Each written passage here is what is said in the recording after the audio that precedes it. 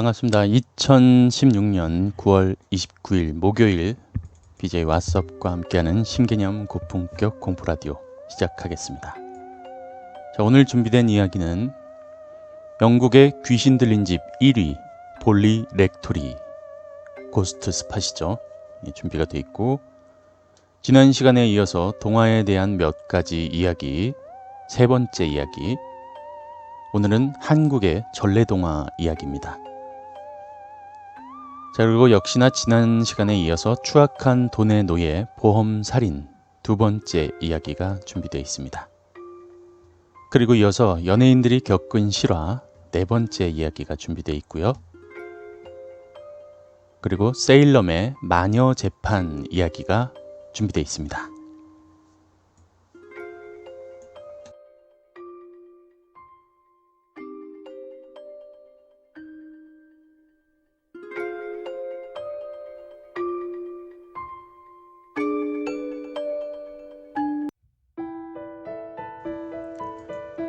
자, 반갑습니다. 어서오세요, 여러분들. 환영합니다.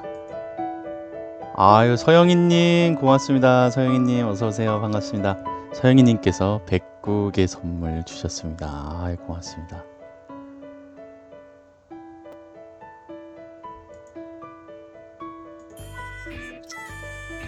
와, 서영이님, 당신의 충실한 백국 고맙습니다. 서영이님, 따다따다 따다따다 따다.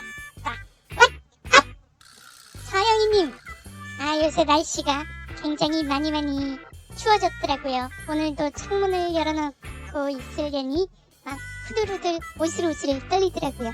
여러분들 환절기 감기 조심하시고 아프지 마시고 항상 밝고 건강한 여러분들이 되시기 바랍니다. 고맙습니다. 서영이님, 당신의 충실한 BJ가 되도록 언제나 노력하겠습니다.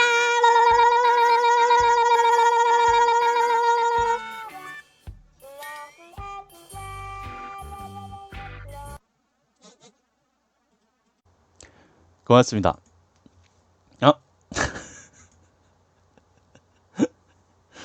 라이안나님께서 또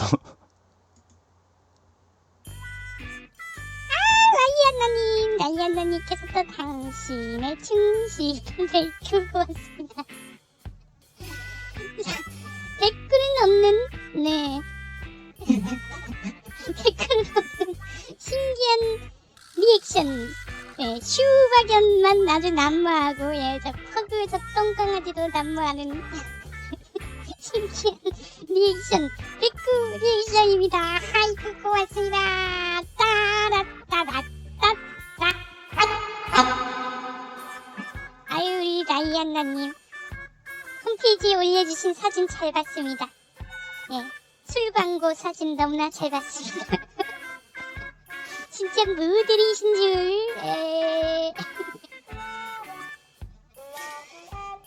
자, 이제 곧 가을이 왔는데 이제 곧 와 가을이다 하면 겨울이 오겠죠. 정말 추운 날씨에 여러분들 모두 따뜻한 겨울이 됐으면 좋겠어요. 오늘 수고하신 여러분 모두 왓썹과 함께 하루의 마무리, 새로운 시작 함께 했으면 좋겠네요. 감사합니다. 라이안나님 고맙습니다.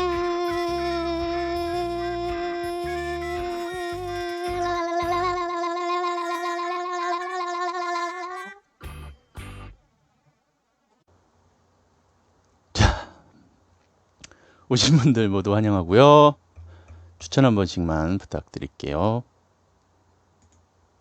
내일 시험이 끝입니다. 별빛님 어서오세요. 시험 망하긴 했지만 추천 꾹 하려고 왔습니다. 마지막 시험까지 포기하지 마시고, 오늘 약발이 덜덜합니다. 약발 뭐 이 정도 가지고 이건 약발도 아니지. 자, 첫 번째 이야기부터 진행을 해보도록 할게요. 시작부터 이야기 들어간다. 쭉쭉쭉쭉.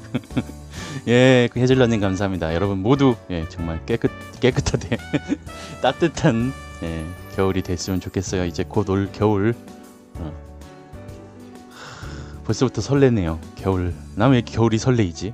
정작 겨울 오면 추워갖고 짜증이 막 날 것 같은데 그냥 생각하면은 설레요.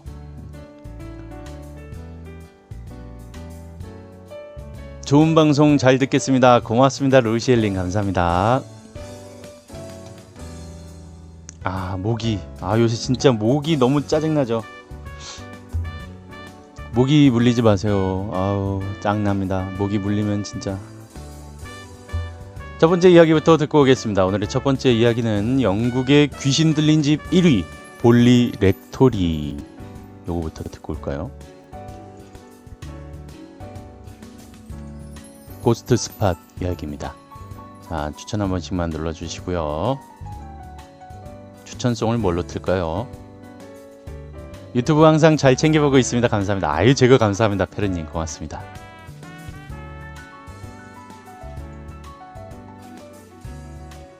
간만에 또 우리 추천 캡터 할배. 오늘도 왓썹의 공포 라디오를 찾아주신 분들 모두 감사합니다. 환영합니다. 자, 추천, 질차, 구독, 좋아요 한 번씩만 눌러주시면 감사하겠습니다.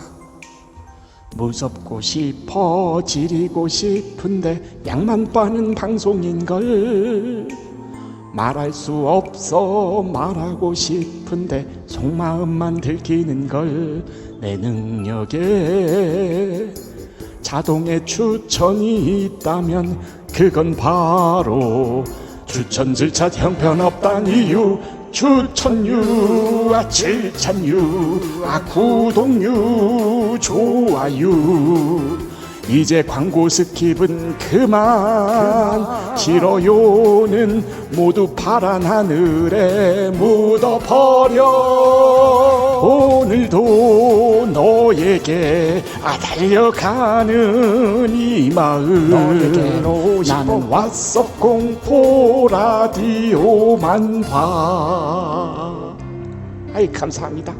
내 가슴이 심쿵, 내 가슴이 지금 Can you feel my heartbeat?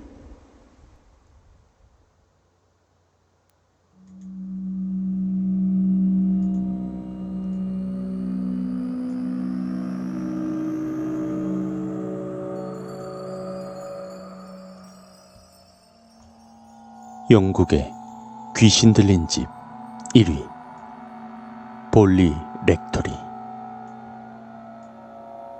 외국에 있는 저택들은 아름다우면서도 고풍스러운 저택이 많습니다. 사진 찍기에도 좋고 많은 사람들이 감탄하기도 하죠. 하지만 그 아름다움 속에 무시무시한 내면이 숨어 있다면 여러분들은 어떨까요? 이번엔 고스트 스팟으로 유명한 저택 볼리 렉토리에 대한 이야기를 해보고자 합니다. 볼리 렉토리는 빅토리안 스타일의 맨션으로 영국에서 귀신 들린 집 1위로 유명해졌습니다. 볼리 렉토리는 원래 베네딕트 수도원이 위치하고 있다가 1863년에 세워졌죠. 고스트 헌터들은 볼리 렉토리의 전설에 대해서 이렇게 소개하고 있습니다. 볼리 렉토리는 1362년 베네딕트 수도원이었는데 이 수도원의 한 수도사가 수녀와 관계를 가지고 이를 들키자 수도사는 잔인하게 사형당했다고 합니다.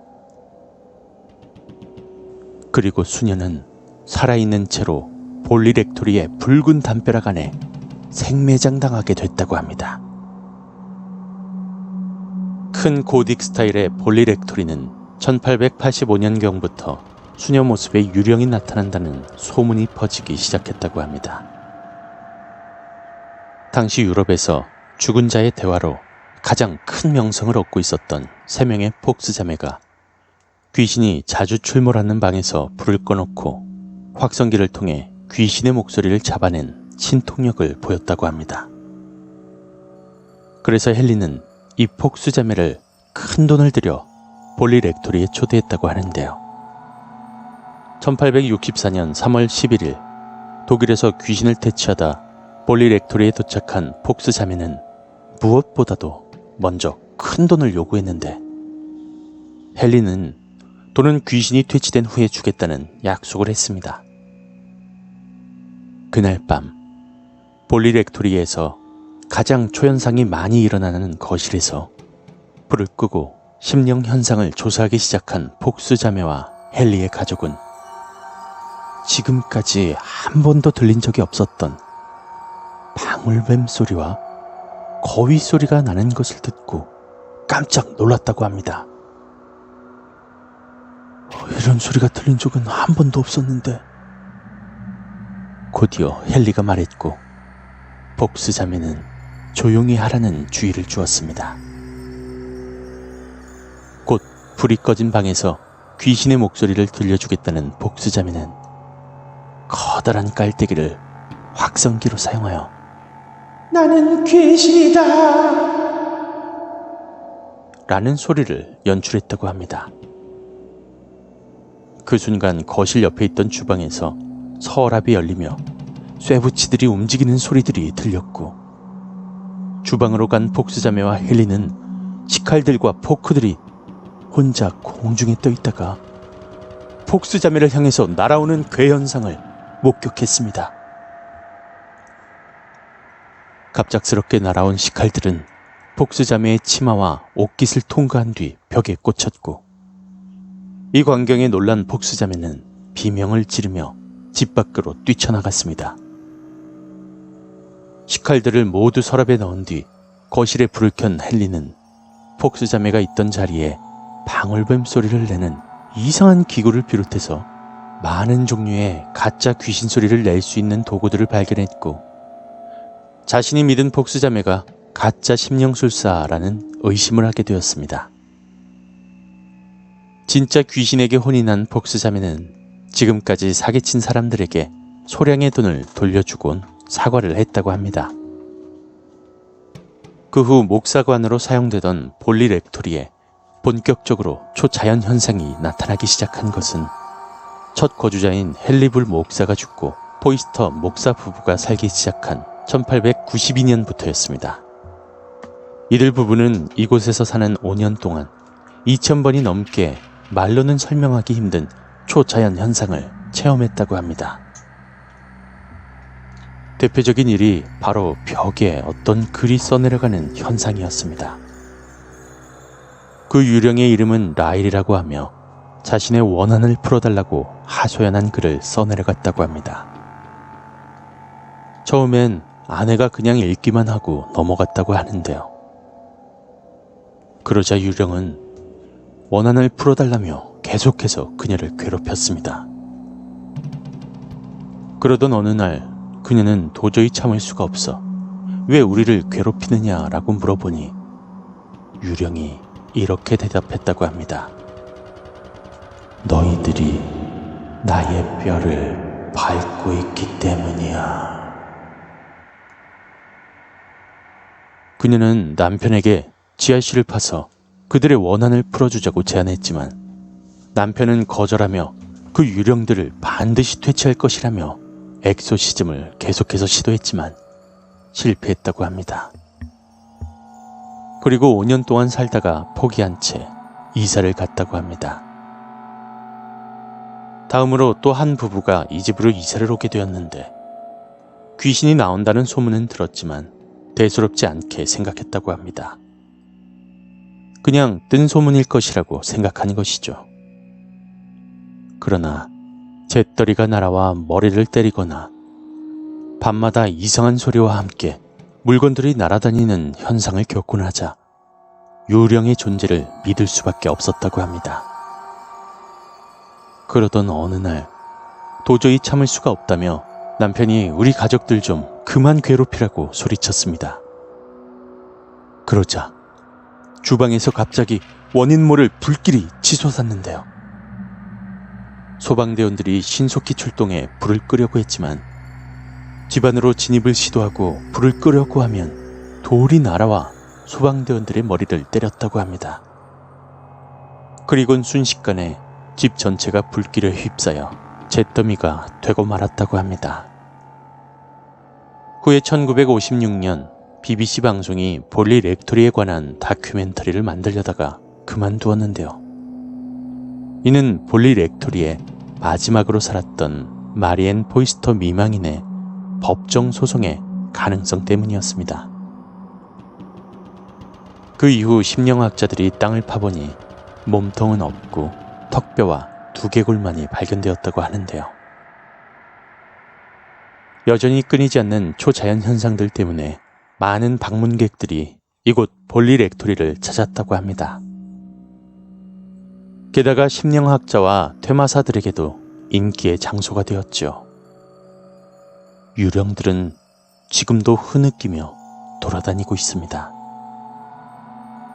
지금까지도 카메라로 사진을 찍으면 유령이 찍히고 허공에 떠있는 돌 등의 현상이 계속되고 있다고 합니다.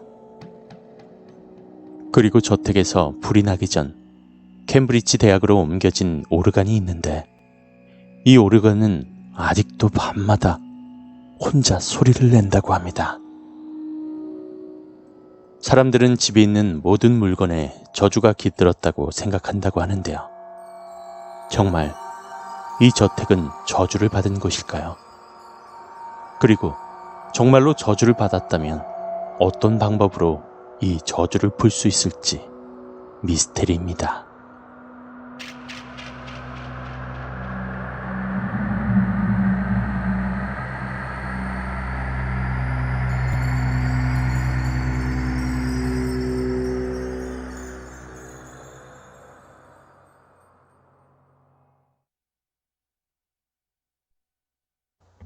네, 오늘의 첫 번째 이야기, 영국의 귀신 들린 집 1위를 차지한 볼리 렉토리 이야기 듣고 왔습니다. 이올...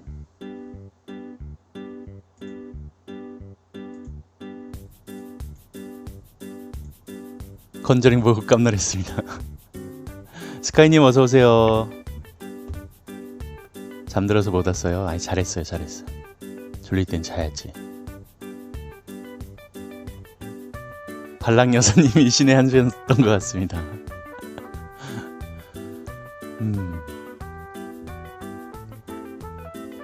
공포 영화보다 더 무서웠습니다. 아유 고맙습니다. 엄마짱님 초콜릿 48개 선물 감사합니다. 호로록 고맙습니다. 엄마짱님. 볼리 렉토리 너무 유명하죠. 영국은 세계에서 유령이 나오는 고택과 고성이 가장 많은 나라로 유명한데 그 중에서도 이 볼리 렉토리가 가장 유명합니다. 그러니까 마코님 어서오세요. 반갑습니다. 헤아토키 토로님 어서오세요. 아서님 남자지만 사랑합니다. 아유 고맙습니다. 네 마코님 예, 이사 잘 하시고요. 제국군님은 사전 같아요. 모르는 게 없으시네. 그러니까요. 네모네이처님 어서오세요. 반갑습니다. 왜 또 머리가 아프세요?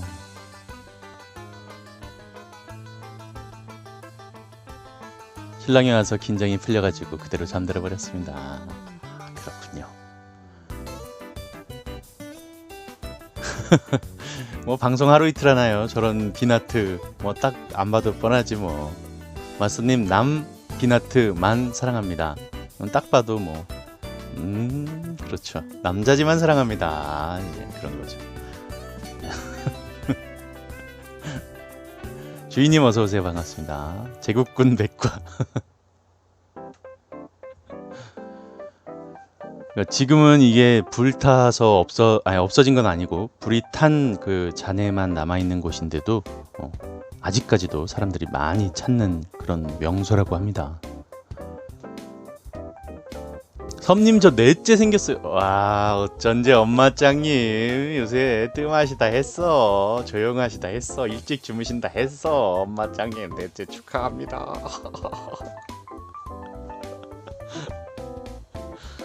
아유 축하해요. 아유 축하.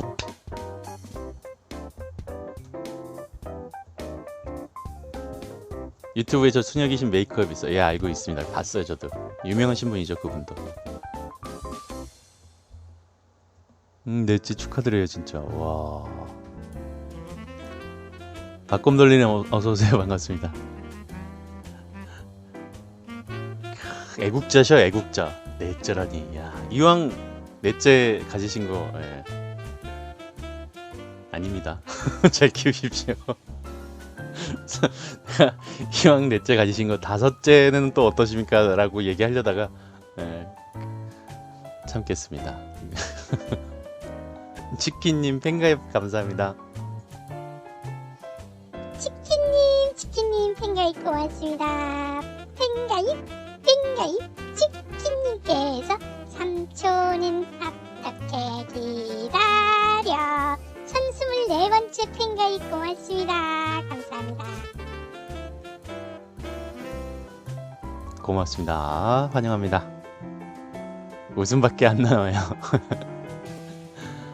아유 얼마나 귀여울까. 애기 난 이제 애기 난 우리 집에는 이제 애기가 없어. 말 안 듣는 애들밖에 없어. 장기돌림 어서 오세요. 장기돌림 너에게로 오고 싶어 감사합니다.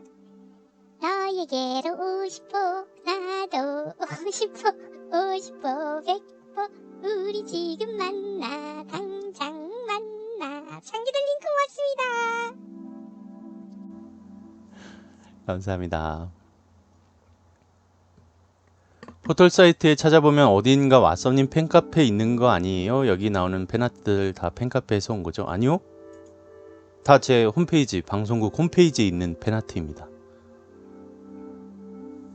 팬카페 없어요 저는. 제가 무슨 팬카페? 아 저를 셋째요? 아닙니다. 저는 아들 하나, 딸 하나로 족합니다. 섬님 결혼하셨어요? 아유 그럼 너는 아직도 모르시는구나. 말 잘 듣는 애기로? 아닙니다. 네. 그게 마음대로 됩니까? 네, 진짜 딱 그래. 애들이 한 4살 정도 되면 3살, 4살 넘어가면 그렇게 또 갓난 애기가 보고 싶다.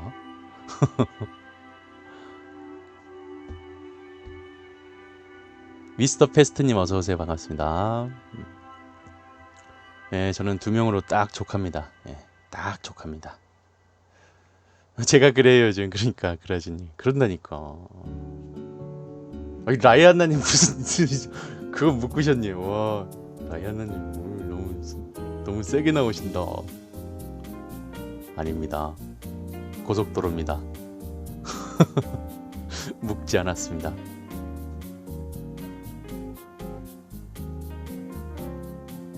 (20대) 아니냐고요? 아닙니다. 예. 중년의 나이를 접어들고 있습니다. 상태도님 안녕하세요.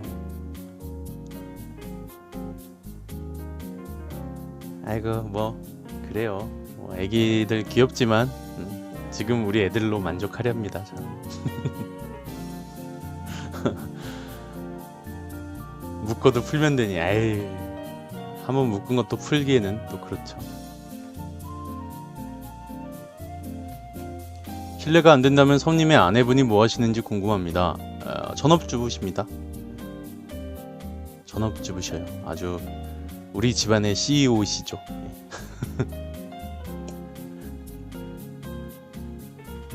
성님의 아내분은 왓썹곡의 여왕이십니다. 아델라큐님 안녕하세요. 어서오세요. 정발산 기스꼼님 안녕하세요. 성우 아닙니다. 그냥 일반인입니다. 뭐라고 해야 되나? 그냥 아무것도 아니에요. BJ죠 그냥. 예, BJ죠. 공포 라디오에서의 성우. 그 어느 방송국에도 나가지 않는 성우. 그 어느 성우 단체에서도 인정하지 않지만 예, 공포 라디오 안에서만의 성우. 섭국 먹고 싶다고요? 우리 라이아나님 오늘 아주 음란음란 마기마기 하신대요? 어떡해. 먹고 싶다는 섭국, 먹고 싶다는 섭국으로 먹고 싶다고 라이아나님이 나를 그렇게 하네. 이러지 마시세요. 진짜 라이아나 진짜 안 돼요. 이러지 마세요. 독일 안 됩니다.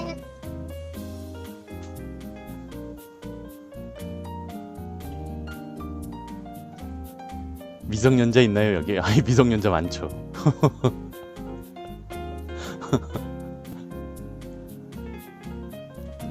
섭이라고 있어요. 홍합보다 큰 거. 아 저는 저가 홍합보다 커요.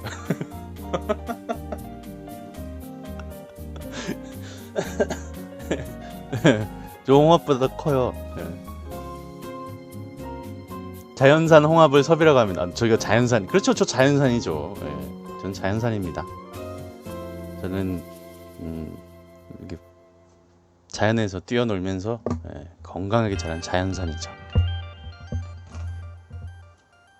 어디가 커요? 아니 어디가 크다니? 아, 내 키가 크다고 무슨 생각을 하신 거야? 이 사람들 진짜 좀 음란음란 마기마기 하시네. 키가 크다고요, 키가. 진짜 우리 시청자들 다 안 그런 척하면서 다 음란음란 마기마기야.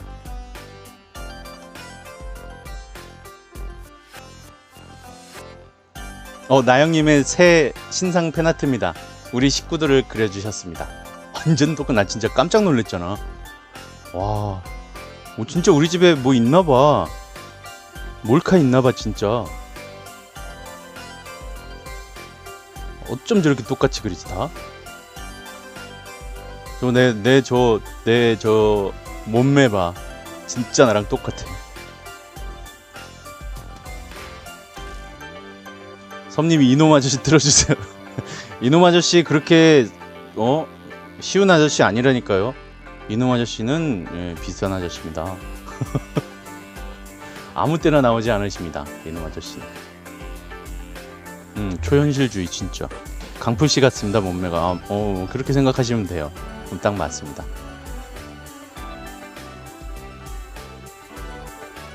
자, 다음 이야기. 나 생각해보니까 벌써 또 나 지금 방종하고 뒤풀이 하는 줄 알았어.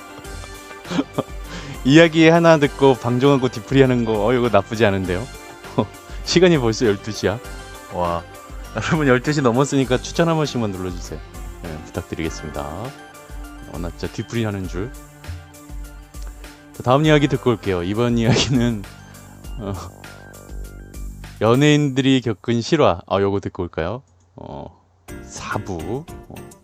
벌써 4부. 이 연예인들이 겪은 실화 시리즈도 벌써 4부까지 왔어요. 자, 추천해 주시고요. 추천 업 버튼 눌러주시면 감사하겠습니다. 유튜브로 다시 듣기 보시는 분들은 좋아요 한 번씩만 눌러주시고요.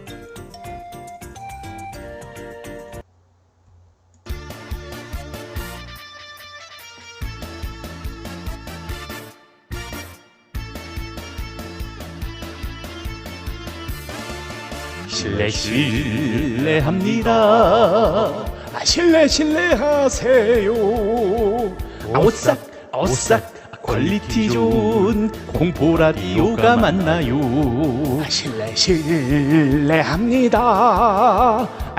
실례하세요. 추천 안 누른 시청자님이 맞나요? 맞아 어떻게 알고 왔어? 에이, 며느라 여기 잡았다. 여기 추천 안 누른 사람 여기 있다. 추천을 누르라고 몇 번을 말해.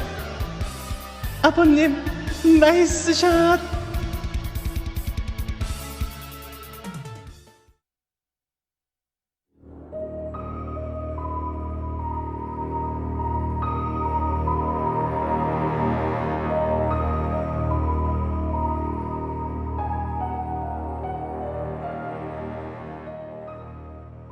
연예인들이 겪은 실화 4번째.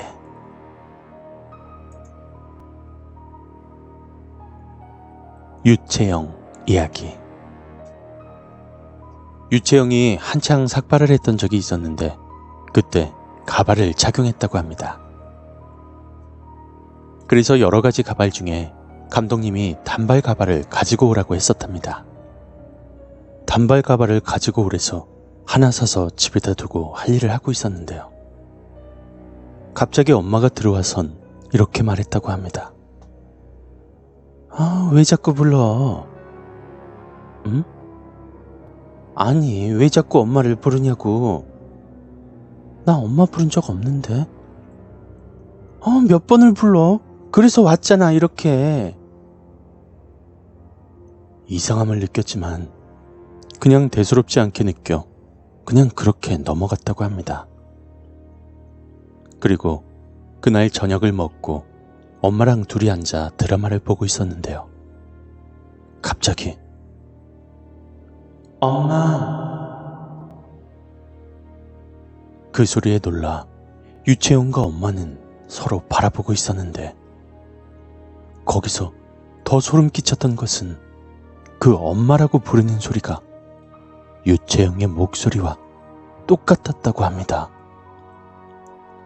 그래서 둘 다 이게 무슨 소리냐고 그러고 있었는데 계속해서 약하게 소리가 들리더랍니다. 엄마, 엄마. 너무 무서워진 유채영과 유채영의 엄마는 둘이서 손을 꼭 잡은 채 그 소리의 출처를 찾아다녔다고 하는데요. 신발장에서 소리가 나는 것 같아서 가보았는데 갑자기 귓가에서 엄마,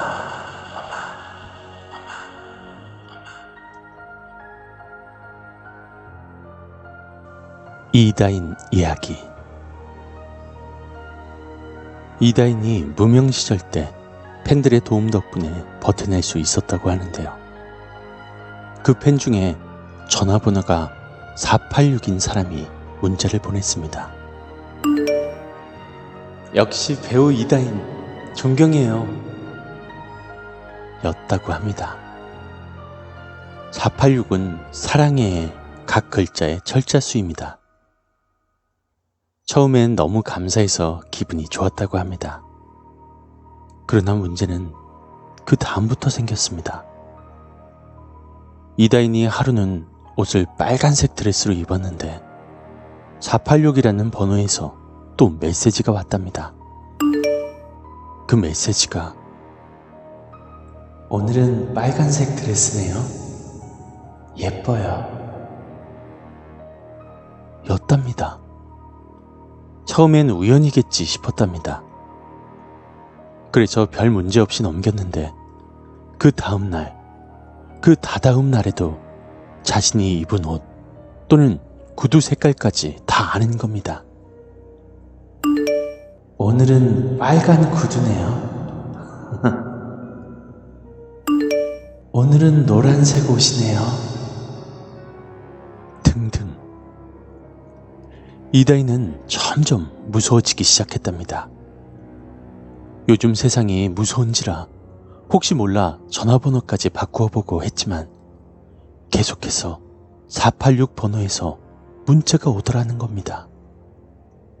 심지어 전화번호 바꾸셨네요. 이렇게 문자가 왔답니다. 소름이 끼친 이다인은 더 이상 문자 보내지 말아달라고 경고했고, 그 후로 이제 더 이상 문자가 안 올 것이라 생각했지만 어느 날 밤에 휴식을 가지고 있었는데 핸드폰에서 띠리링 소리가 나더랍니다. 이다인은 밤늦게 누가 문자 보냈지 하며 핸드폰을 확인했는데 영상 메시지가 하나 와 있더랍니다. 누군가 했는데 아니나 다를까 그 번호의 주인은 486이었습니다. 처음엔 확인하기 싫었지만 영상 메시지를 보낸 건 이번이 처음이어서 확인을 했는데요. 이다인은 경악을 하며 바로 뛰쳐나갔다고 합니다. 그 이유가 영상 메시지에서 어떤 한 남성이 삐에로로 분장을 하고 어딘가에서 360도로 돌면서 무언가를 보여주었는데요. 그 영상의 배경이 다름 아닌 자신의 집 베란다였다는 것입니다. 이다인은 그 후로 몇 달간 그 영상이 계속 머릿속에 맴돌았다고 합니다. 신봉선 이야기. 신봉선이 중학생 때 일입니다. 어느 날 잠을 자다가 꿈을 꾸었는데 군대 간 오빠의 방 쪽으로 하얀 빛이 쑥 들어가더랍니다. 순간 도둑이라고 생각한 신봉선은 가족을 지켜야 한다는 생각으로 그 의문의 남자와 싸웠고 그는 이내 밖으로 사라졌으나 신봉선은 여전히 도둑이라고 생각해 잡아서 경찰에 넘기겠다는 생각으로 따라 나갔습니다. 빌라의 계단에서 남자의 행방을 찾던 중 웬 할머니가 천천히 계단을 오르면서 혼잣말을 중얼중얼 하셨답니다. 무슨 말인가 자세히 들어보니 에휴, 멀쩡한 사람이 왜 죽었어? 라고 하는 소리였답니다. 신봉선은 그렇게 잠에서 깼습니다. 꿈이 하도 생생하고 기이해서 이 꿈 이야기를 아는 지인에게 얘기했더니 그거 집안에 사람이 죽어나가는 꿈인데 잘 쫓아냈네.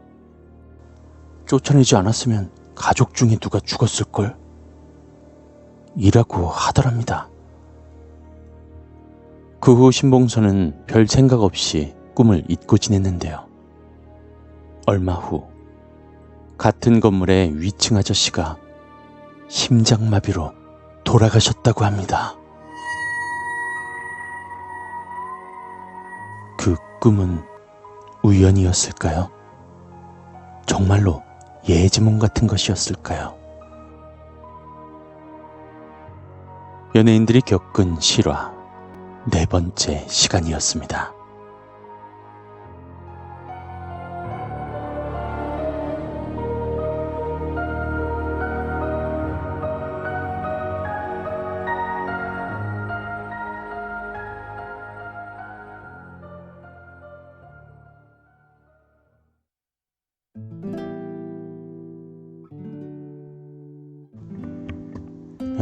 강력하죠.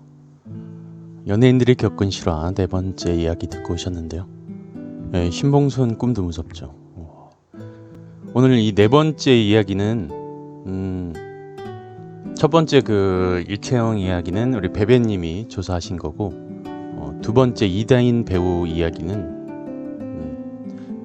KHGJ 땡땡땡땡님께서 제보해 주신 이야기고, 마지막 신봉선 이야기는 제가 조사한 이야기인데, 이야기 요 영상 하나에 무려 작가가 3명이나 투입된 블록버스터죠. 그렇죠. 유채영 씨는 이제 고인이 되셨죠. 참 좋아했던 배우였는데, 가수이자 배우였죠.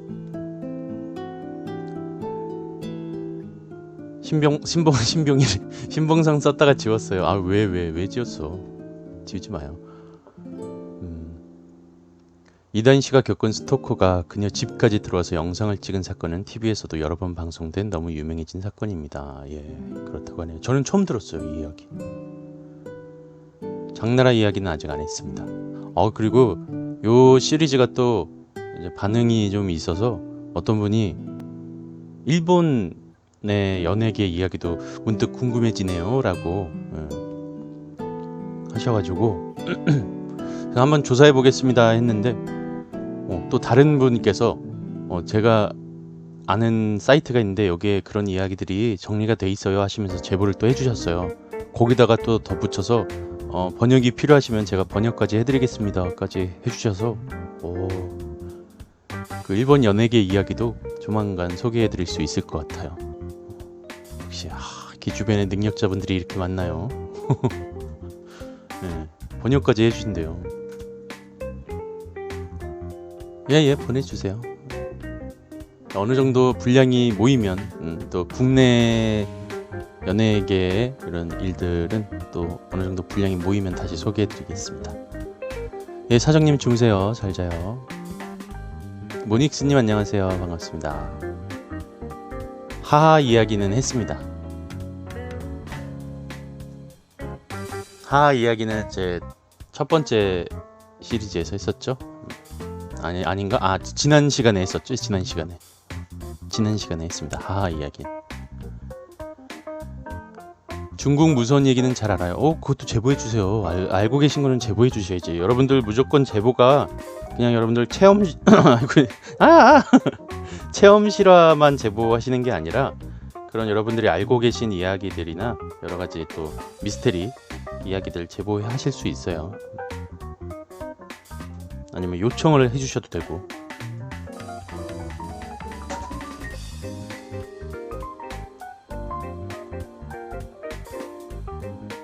아니 이거는 혀가 꼬인 게 아니라 삑사리가 난 거라서 음이탈이 난 거라서 입을 푸는 게 아니라.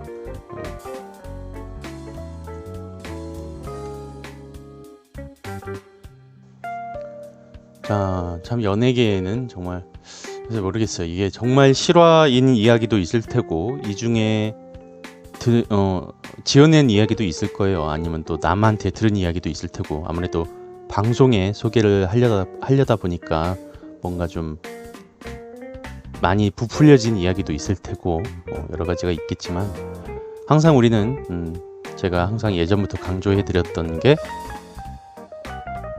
사실 여부를 떠나서 그냥 우린 분위기를 즐기면서 듣는 취지니까 재밌게 들으셨으면 좋겠습니다. 섬님 여자친구 있어요? 아니요, 저 여자친구는 없습니다. 저 여자친구 없어요. 귀다님 도쿄함만 공유하는 게 아닙니다. 여러 가지 이야기들도 공유해 주세요.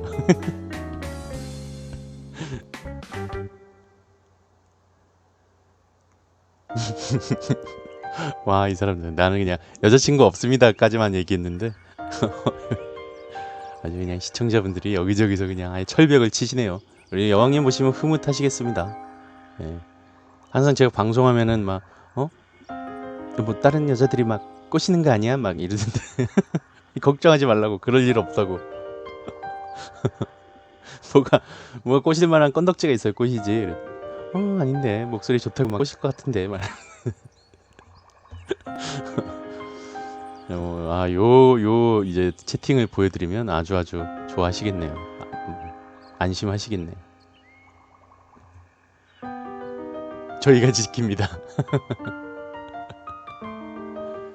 유튜브로 듣자마자 딱 나 유부남입니다 하는 듯 했습니다. 아, 그래요? 걱정 북들어 매시라고 전해달라요. 네, 고맙습니다.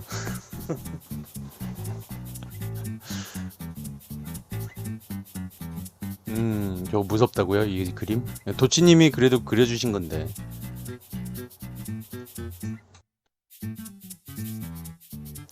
시청자라고 쓰고 철옹성이라고 읽는다.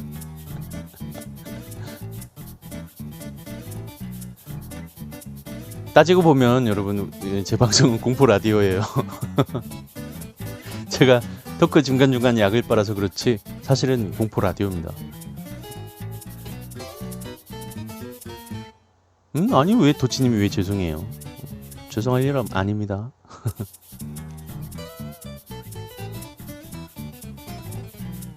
자, 이어서 이제 또 다음 이야기 한번 들어볼까요? 자, 다음 이야기는 또 동화에 대한 몇 가지 이야기. 오늘 내용 참 좋습니다. 그죠?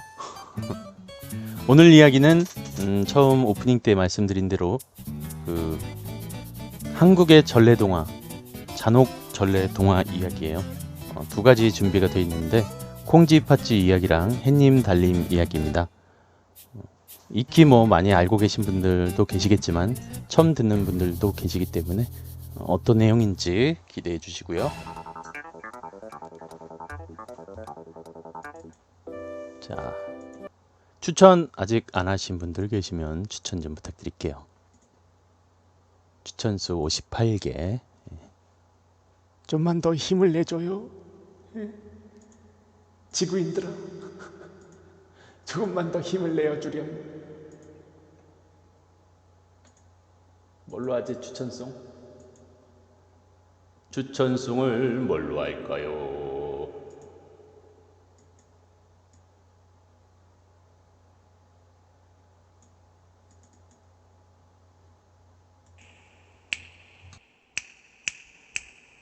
추천들 샷이 좋더라. 이거 좋다. 유튜브 구독이 좋더라. 그렇지. 광고는 스킵 말고 30초만. 국민 라디오 왔어. 추천 절차 버튼 눌러주시고 유튜브 구독, 좋아요 눌러주시면 감사하겠습니다. 국민 라디오 왔어.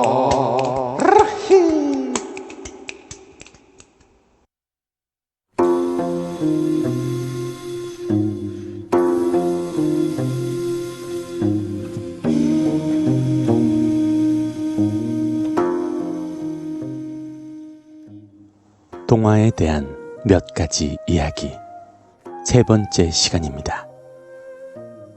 외국 동화뿐 아니라 우리나라 전래 동화에도 잔혹한 이야기들이 숨어 있습니다.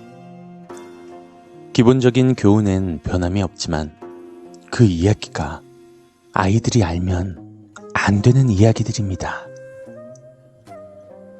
콩쥐, 팥쥐. 고을의 원님이 잔치를 열게 되었고 콩쥐는 이 잔치에 가고 싶었으나 계모와 팥쥐가 세 가지 일을 모두 하고 나서 오라고 합니다. 첫 번째는 밭을 가는 일, 두 번째는 쌀 고르기, 세 번째는 독에 물 채우기. 심성이 착한 콩쥐였기 때문에 동물 친구들이 나서서 콩쥐를 도와주게 되죠. 황소가 밭을 갈아주고 참새들이 쌀알을 골라주고 두꺼비가 밑 빠진 독을 막아주어서 물도 모두 채울 수 있게 되어 잔치에 갈 수 있게 되었습니다. 그리고 도망가던 중 꽃신이 벗겨져 그 꽃신으로 콩쥐를 찾아 결혼해서 잘 사는 이야기로 권선징악을 담고 있는 스토리입니다. 말 그대로 한국판 신데렐라라고 할 수 있죠.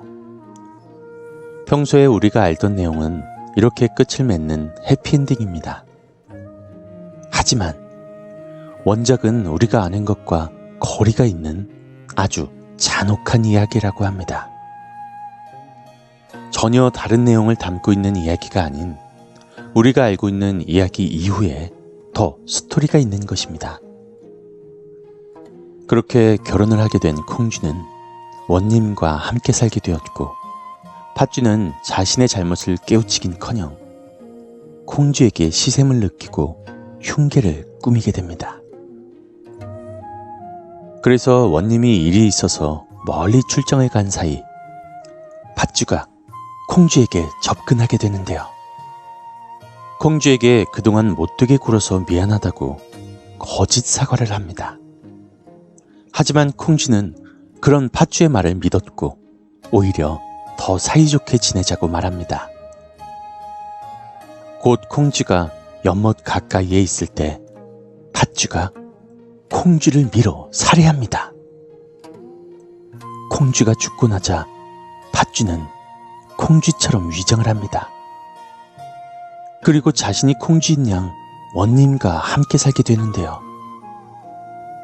이를 두고 볼 수 없었던 콩쥐는 연꽃으로 변해 팥쥐를 괴롭힙니다. 그러다 불에 타게 되어 예쁜 구슬로 다시 변하게 되죠. 이때 할머니의 눈에 띄어 할머니가 구슬을 가지고 왔는데 콩쥐가 자신의 사연을 이 할머니에게 말했습니다. 그리고 할머니가 이 원님을 초대해 상을 차려주었는데요. 일부러 젓가락 짝을 바꾸어서 차려주었다고 합니다. 이 상을 받은 원님이 손님을 푸대접한다고 생각하고 화를 내자 그때 콩쥐가 나서서 이렇게 말합니다.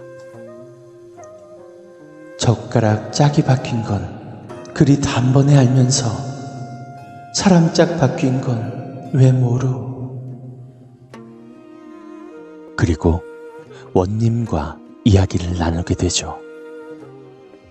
자신이 어떻게 죽었고 무슨 일이 있었으며 지금 연못에는 자신의 시체가 있으니 거두어 달라고 말합니다.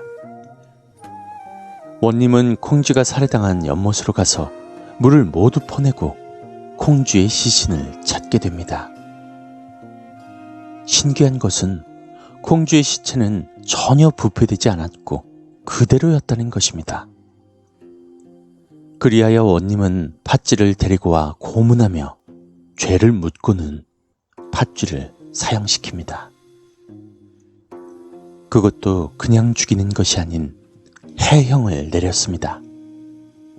해형은 사람을 죽인 뒤 고기를 발라내어 젓갈로 담그는 형인데요. 이 형벌로 끝이 나는 것이 아닙니다.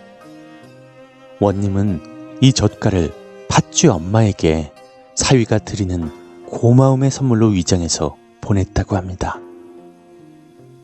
그리고 선물을 받은 자리에서 젓갈을 맛보게 해 맛이 어떠냐고 물어보았습니다. 팥쥐 선물을 받아 기분이 좋아서 웃으며 맛있게 맛을 보고는 이렇게 말합니다. 맛이 정말 좋습니다. 이건 무엇으로 담은 젓갈입니까? 그러자 젓갈을 전해준 사람은 망설임 없이 말합니다. 당신의 딸 팥쥐로 담근 젓갈입니다. 이 말을 들은 팥쥐 엄마는 너무 놀라 정신을 잃었고 그대로 심장마비로 사망했다고 하네요. 다소 잔혹한 권선징악을 담고 있는 콩쥐 팥쥐의 이야기입니다. 다음 이야기는 햇님 달림입니다. 햇님 달림은 유명한 전래동화로 호랑이를 피해 살아남은 오누이에 대한 이야기죠. 아이들이 일반적으로 알고 있는 햇님 달림의 내용은 이러합니다. 잔칫집에서 일을 하다 밤 늦게야 서둘러 집으로 돌아오게 된 어머니. 어머니는 잔칫집에서 얻은 음식을 아이들에게 줄 생각에 신이 나 있었습니다. 하지만 이런 어머니의 마음과는 다르게 길을 가다가 호랑이를 만납니다. 고개를 하나 지날 때마다 호랑이는 떡 하나 주면 안 잡아먹지 라면서 떡을 달라고 하다가 떡이 모두 떨어지자 어머니를 잡아먹고는 어머니의 옷을 입고 오누이가 있는 집으로 갔습니다. 그리고 오누이에게 자신이 어머니라고 소개를 했지만 영리했던 아이들은 목소리가 왜 그러냐고 물어보았는데요. 호랑이는 감기가 걸려 목이 쉬어서 그렇다고 대답했습니다. 오누이는 계속 의심을 하며 진짜 어머니가 맞다면 어머니의 손을 보여달라고 합니다. 하지만 방문을 뚫고 들어온 손은 털이 복슬복슬하게 난 호랑이의 손이었죠. 아이들은 호랑이의 손을 보곤 어머니가 아니라고 하며 호랑이라고 말합니다. 인내의 한계에 다다른 호랑이는 방문을 부수고 들어와 오누이를 잡아먹으려고 하지만 오누이는 필사적으로 도망쳐 하늘에 기도합니다. 하느님, 저희를 살리시거든 튼튼한 동아줄을 내려주세요. 그러자 하늘에서 튼튼한 동아줄이 내려와 오누이는 그것을 타고 올라가 살게 됩니다. 호랑이는 질 수 없다며 하늘에 대고 말합니다. 하느님, 저도 밧줄을 내려주시옵소서. 하늘에선 썩은 동아줄이 내려왔고 호랑이는 썩은 줄도 모르고 그 동아줄을 타고 올라가다가 떨어져 죽게 됩니다. 하늘에 올라간 오누이에게 하늘은 이렇게 말합니다.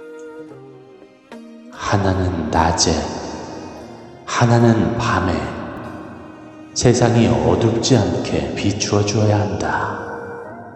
어떻게 하겠느냐?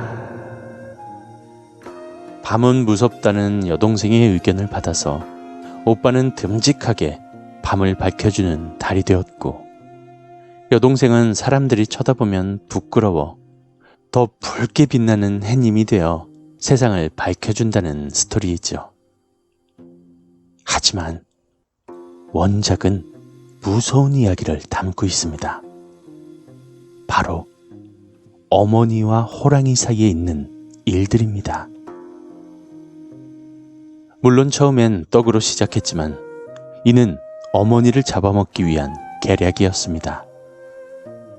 떡이 모두 떨어지자 호랑이는 어머니의 신체 일부를 하나씩 하나씩 원하게 되었습니다. 어머, 왼팔 하나만 줘. 팔을 주면 빨래는 어떻게 하고 편은 어떻게 뵙니까? 주지 않으면 널 잡아먹겠다. 어머니는 할 수 없이 왼팔을 내주었습니다. 그리고 바로 길을 갈 수 있었는데요. 다음은 오른팔을 건네주게 되고 또 고개를 넘어갑니다. 어머니가 고개를 넘어가자 아까 그 호랑이가 다른 호랑이인 마냥 시치미를 떼고 앉아 있었습니다. 어머, 다리 하나 줘. 다리를 주면 집까지 어떻게 갑니까? 외다리로 깡동깡동 뛰어가면 되지. 주지 않으면 널 잡아먹어버리겠어. 어머니는 할 수 없이 또다시 다리 하나를 내어주고 힘겹게 집까지 갔습니다. 그러자 호랑이가 새빨개진 입술을 핥으며 다시 말했습니다. 어머, 깡동거리는 그 다리 하나 마저 주소. 양쪽 팔과 다리 두 짝을 모두 호랑이에게 준 어머니는 몸뚱이만 남은 채로 겨우겨우 굴러 아이들에게 가려고 했지만 호랑이는 이 몸뚱이마저 잡아먹습니다. 그리고 호랑이는 어머니가 가는 방향을 보고 오누이를 찾아가게 되는 것이죠. 결과적으로 어머니가 호랑이에게 집의 방향을 알려주게 된 꼴이 되는 것입니다. 그리고 영리한 오누이가 도망치고 호랑이가 따라 올라갈 때 하늘에서 떨어져 죽게 된다고 할 때도 그냥 떨어져 죽은 것이 아니라고 합니다. 떨어져서 터져 죽기 때문에 피가 사방으로 튀게 되어 그곳에 있던 곡물들이 빨간색이 되었다고 하네요.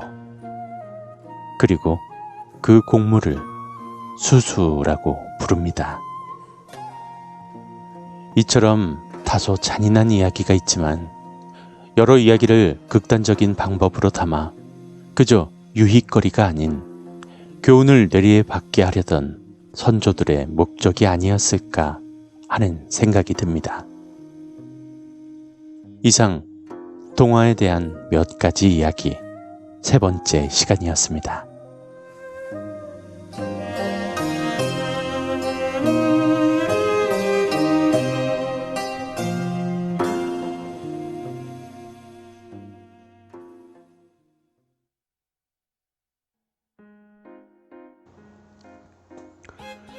동화에 대한 동화에 대한 몇 가지 이야기 3편 듣고 오셨는데요.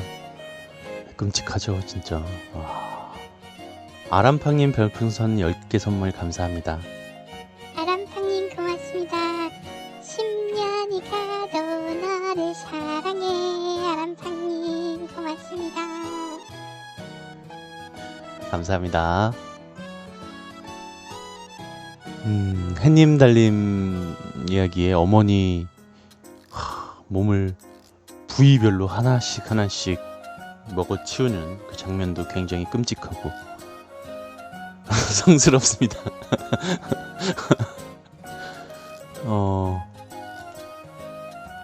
콩쥐팥쥐에서 그 젓갈 담근 이야기도 굉장히 실제로 연산군이 선왕의 빈궁인 정귀인과 엄소용을 해영에 처합니다. 그러니까 그런 해영이라는 게 실제로 또 있었던 처형법이라고 합니다. 그리고 호랑이가 터져 죽은 것도 오늘 늦었네요. 아유, 환영합니다. 어서오세요. 뭐 좀 늦을 수도 있지. 제너럴 소치키님, 저 궁둥이 참 귀엽네요. 고맙습니다.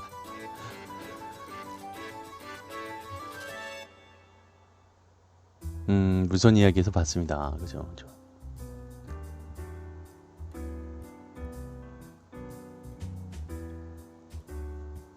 사람의 몸으로 젓갈을 담그는 해형. 징그러운 사진들을 검색해 본 것들이 생각나서 더 상상이 잘 돼서 무서웠습니다. 호랑이 나올 때마다 자꾸 뒤돌아봤네요. 왜 그런 걸 검색해 봤어요? 무서운 사진을. 징그러운 사진을 왜 봤어요? 호랑이 터져 죽는 거 잔인하지만 솔직히 사이다네요. 그러니까 우리가 수수라고 부르는 그 곡물이 빨간색 곡물이잖아요. 그래서 그 호랑이가 터져 죽으면서 그 피들이 튀어 물들어서 수수가 되었다고 하는 뭐 그런 이야기도 있고,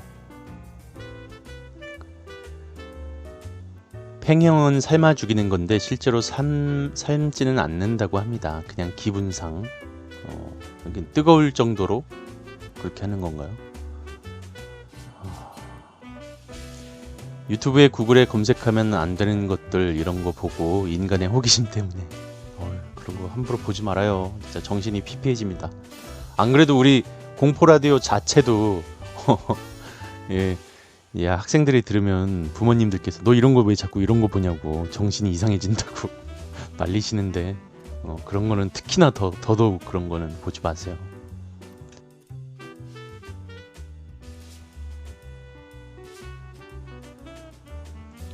동화 빨간망토 이야기도 원작 내용은 우리가 알고 있는 빨간망토 동화 이야기와 달리 늑대가 빨간망토 소녀를 잡아먹었다는 내용으로 끝난다고 합니다. 끔찍하네요. 일본엔 기름을 끓여서 산채로 삶아 죽이기도 하며, 기름을 끓였으면 그건 튀기는 거 아닌가요? 어휴, 무섭다. 한국은 그냥 물. 동화 무섭네요. 그러니까 우리가 알고 있는 동화 대부분의 동화는 구전되면서 많이 순화된 버전이죠. 특히나 외국 동화들은 디즈니에서 다루게 되면서 많이 각색도 되고 많이 순화가 된 것들이 많아요. 물론 책으로도 순화가 됐지만 애니메이션을 통해서 우리가 대부분의 외국 동화들을 디즈니 버전으로 알고 있는 것들이 많죠.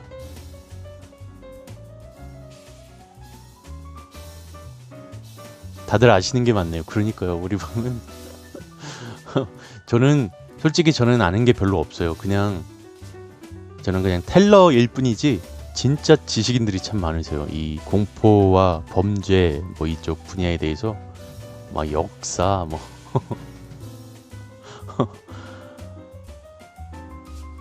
나중에 디즈니 회사에 들어가고 싶네요. 열심히 노력하세요. 그런 꿈을 가진 만큼 더 열심히 노력해야지.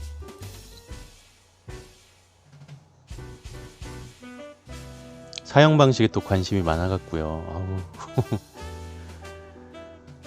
진짜 인간이 제일 잔인한 것 같아요. 그러고 보면 사형법들, 고문 기구들 이런 거 보면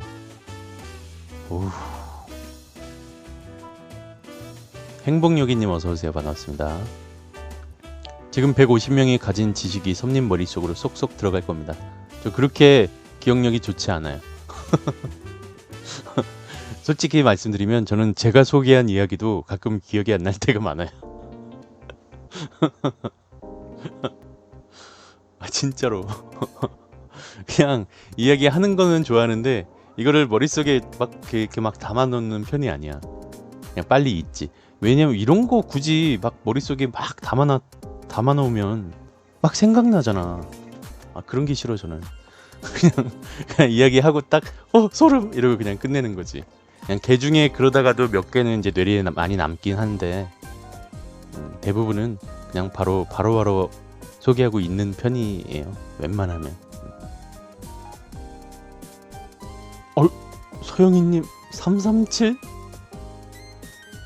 고맙습니다. 337 서영이님.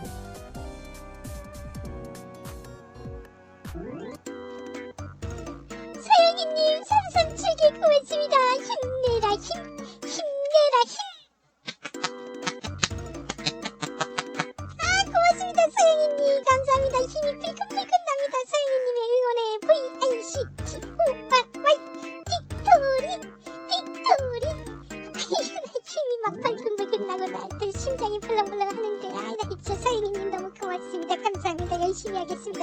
있으면 BJ가 돼서 여러분들 진짜 행복하게 즐겁게 재미나게 해드리겠습니다.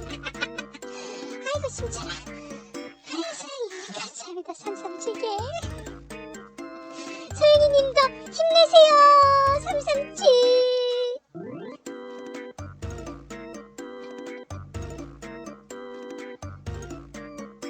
와, 고맙습니다. 서영이님 힘내십시오. 저도 힘내겠습니다. 감사합니다. 잔인하게 죽이는 거 무섭죠, 진짜. 그 특히나 그런 중세 고문 도구 이런 거 보면 진짜 잔인한 거 많죠. 팔척 귀신 녹방에서 다시 봤는데 무서워요. 팔척 귀신이 그렇죠. 제 방송에 박수 소리가 방귀 끼는 것 같아요. 그러고 보니 오늘이 추천서 올리는 마지막 날 아닌가요? 뭐 추천서는 이미 뭐 받겠죠 다. 굳이 오늘 올렸다고 해서 내일 보고 마지막으로 내일 뽑진 않겠지. 이미 다 보고 다 뽑아놨을 거예요.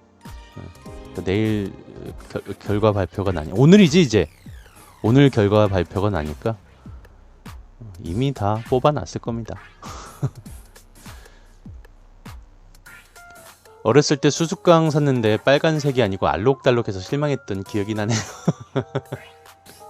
수수깡.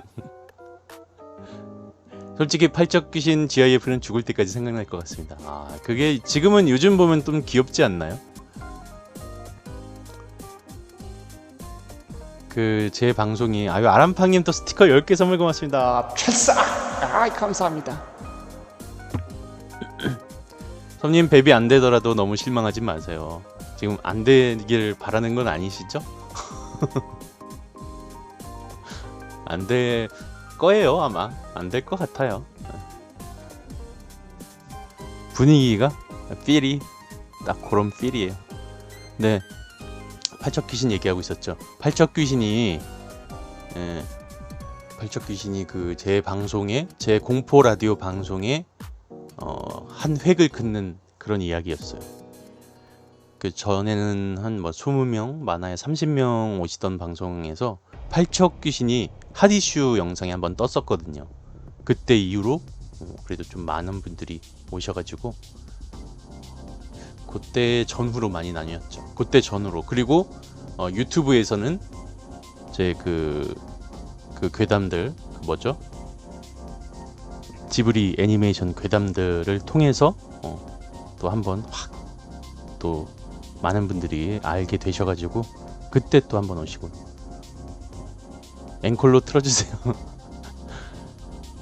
디프리 때 한번 틀어주시면 안 되나요? 그럴까요? 디프리 때 한번 팔척 귀신 틀어드릴게요. 결말이 무서웠습니다. 지장 하나가 부서져서. 그러니까 안전하다고 생각했는데 무섭지. 될 때까지 베이비 챌린지 해보는 건 어떨지.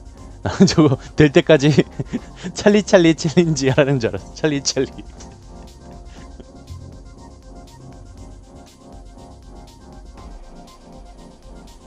마썸님 생각부터 긍정적으로 하면 실제 일도 결과도 긍정적으로 나오고 생각부터 자꾸 부정적으로 하면 될 일도 안 된대요. 자꾸 될 거라고 긍정적으로 생각하세요. 그게 그런 게 있어요. 제가 될 거야 이번엔 되겠지 막 기대하면 물론 그렇게 해서 되면 좋지만 안 돼봐요. 안 되면 나 너무너무 안 되면 너무너무 실망이 클 것 같아요. 그래서 그냥 포기하고 있는 게 차라리 마음이 편하지 않을까.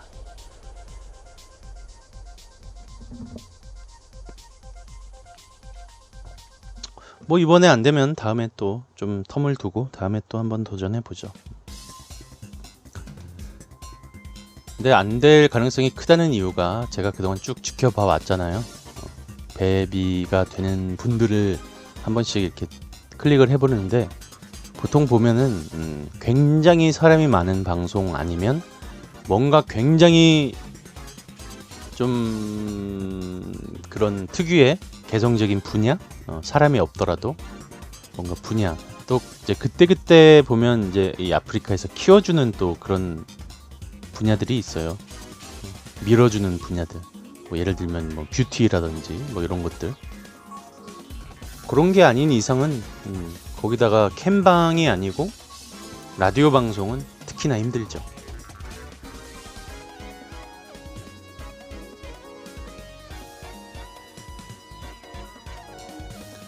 예, 스카이님 주무세요. 잘 자요. 우리 방송도 충분히 넘쳐날 만큼 개성이 넘치고 유니크하다고 생각하는데, 물론 여러분들이 생각해 주시기에는 너무너무 감사한 생각인데, 그렇게 생각해 주시는 분들이 계시기에 제가 방송을 하는 거고, 근데 이제 뭔가 어쨌든 공포 라디오라는 분야는 기존에 있었고, 거기서 뭐 물론 제가 약간의 뭐 차별화를 둔다고 해도 크게 어필이 되진 않을 거예요, 아마.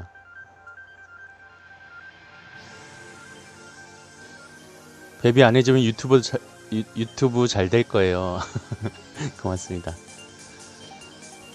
저는 다른 방송보다 이 방송이 훨씬 더 좋습니다. 아유, 감사합니다. 그래서 제가 여러분 이렇게 항상 하는 거죠.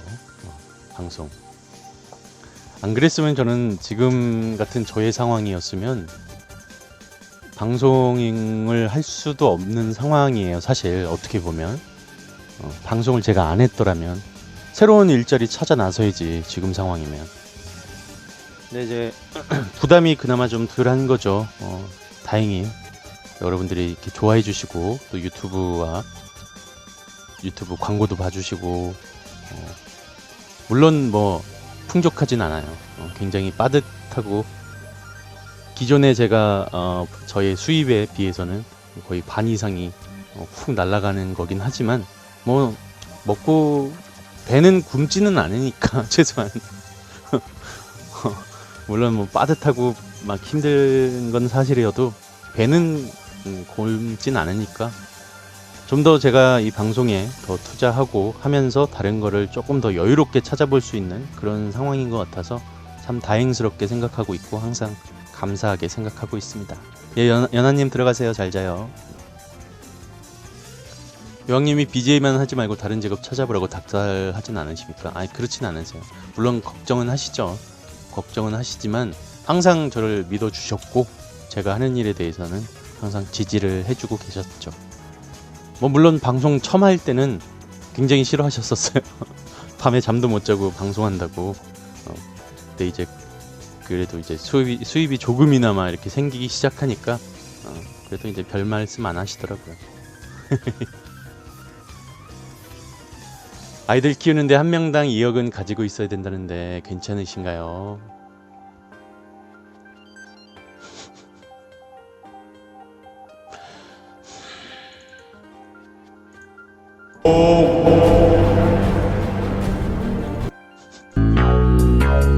씨. 이놈! 이씨.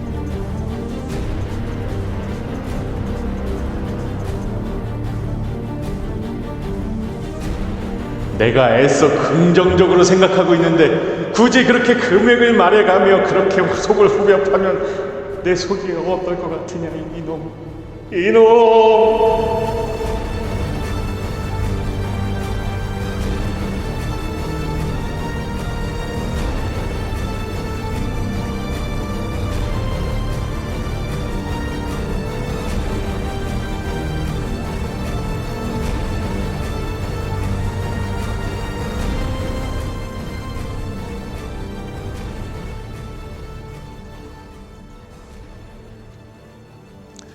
예, 뭐 풍족하게는 못 키워도 열심히 키워볼게요. 예, 열심히 해보겠습니다. 다음 이야기 들을게요. 다음 이야기는 세일럼의 마녀 재판 이야기입니다. 추천 아직 안 하신 분들 계시면 추천 한 번씩만 해주시고요. 섬님께 부탁이 하나 있는데요. 개콘의 레리비처럼 일상을 코믹하게 위로해주는 방송 해주시면 안 될까요? 제가 레리비에 많은 위로를 받았는데 좋은 라디오도 유튜브 보면서 이런 생각을 했습니다. 네, 제안 감사합니다. 다음 이야기 듣고 올게요. 세일럼의 마녀 재판입니다.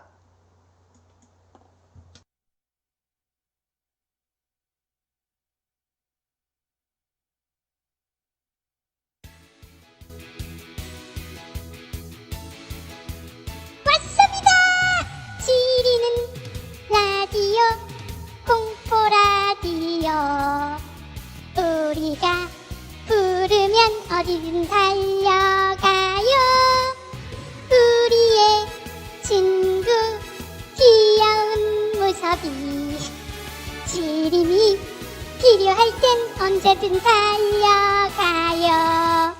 추천 하루 한 번 눌러요. 7천 2번 누름 망해요. 유튜브 구독하고 보아요. 광고 15초만 봐줘요. 스킵노 지리는 라디오 공포라디오. 그 어떤 방송사고 언제나 이겨내줘. 우리의 친구 귀여운 무섭이 힘차게 불러봐요. 공포라디오. 아 지리면 추천 한 번씩 눌러줘요.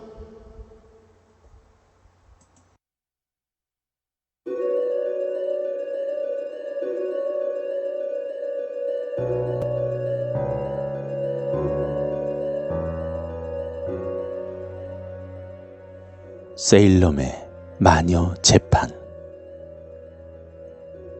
마녀. 여러분들은 마녀라고 하면 어떤 모습이 가장 먼저 떠오르시나요? 뾰족한 턱을 가진, 그리고 매부리 코를 가진 마귀 할멈의 모습에 빗자루를 타고 하늘을 날아다니는 모습, 혹은 아름다운 미녀의 모습을 하고선 악독한 행동을 하는 악당의 모습. 상상 속에 혹은 판타지에서나 있을 법한 이 마녀가 옛날 사람들은 진짜로 있다고 믿었던 모양입니다. 마녀 사냥이라고 익히들 많이 알고 계실 겁니다. 하지만 한둘이 아닌 많은 사람들이 마녀로 몰리는 일이 있었다고 합니다. 1692년, 그때 당시 미국은 영국의 식민지였는데 미국 동부에는 종교의 자유를 찾아 영국에서 배를 타고 온 청교도들이 터전을 잡고 있던 중이었습니다. 미국 뉴 잉글랜드 지방의 매사추세츠주 세일럼 마을, 현재는 댄버스인 이곳에서 1982년 3월 1일에 재판이 열렸습니다. 사건의 발단은 이러했습니다. 1692년 2월, 세일럼의 정신적 지주였던 셰무엘 페리스 목사의 집안에서부터 시작되었습니다. 이 페리스 목사에게는 9살 난 딸 베티와 11살 난 조카 에비게일이 있었는데요. 이들을 포함한 아이 3명이 갑자기 괴성을 지르며 발작을 하기 시작했습니다. 이 장면을 본 페리스 목사는 새 아이를 진정시켜보려 했지만 헛수고였습니다. 오히려 새 아이는 누군가가 바늘로 찌르고 손톱으로 핥히는 것 같다며 시간이 갈수록 더욱 고통스럽게 울부짖었습니다. 뒤늦게 의사가 페리스 목사의 집에 찾아와 새 아이를 진찰하기 시작했습니다. 어찌나 발작이 심했던지 의사는 새 아이를 침대에 묶어두고 진찰했고요. 이런 일을 페리스 목사에게 전했습니다. 도저히 증상을 모르겠습니다. 아마도 이 새 아이는 악마의 씨인 것 같습니다. 결국 페리스 목사는 온 마을 사람들을 자택으로 불러 새 아이의 쾌유를 기원하는 기도를 시작했습니다. 하지만 기도만으론 아무런 효과가 없었습니다. 물론 시간이 지나면서 새 아이의 발작은 진정되었지만 이 새 아이가 마녀의 씨였다는 소문이 세일럼 전역으로 퍼지고 말았습니다. 이 사건을 맡은 세일럼의 관리는 새 아이를 재판대에 앉혀놓고 너희에게 악령을 씌이게 한 마녀가 도대체 누구냐? 라고 질문하기 시작했습니다. 윽박을 지르기도 하고 잘 달래기도 하면서 필요하면 청중으로 앉아있던 평범한 여자를 가리키며 저 여자가 마녀냐고 물어보기까지 했습니다. 두 아이가 아무 말도 하지 않자 결국 관리는 새 아이에게 역성을 내며 다음과 같이 말했습니다. 마지막 기회를 주겠다.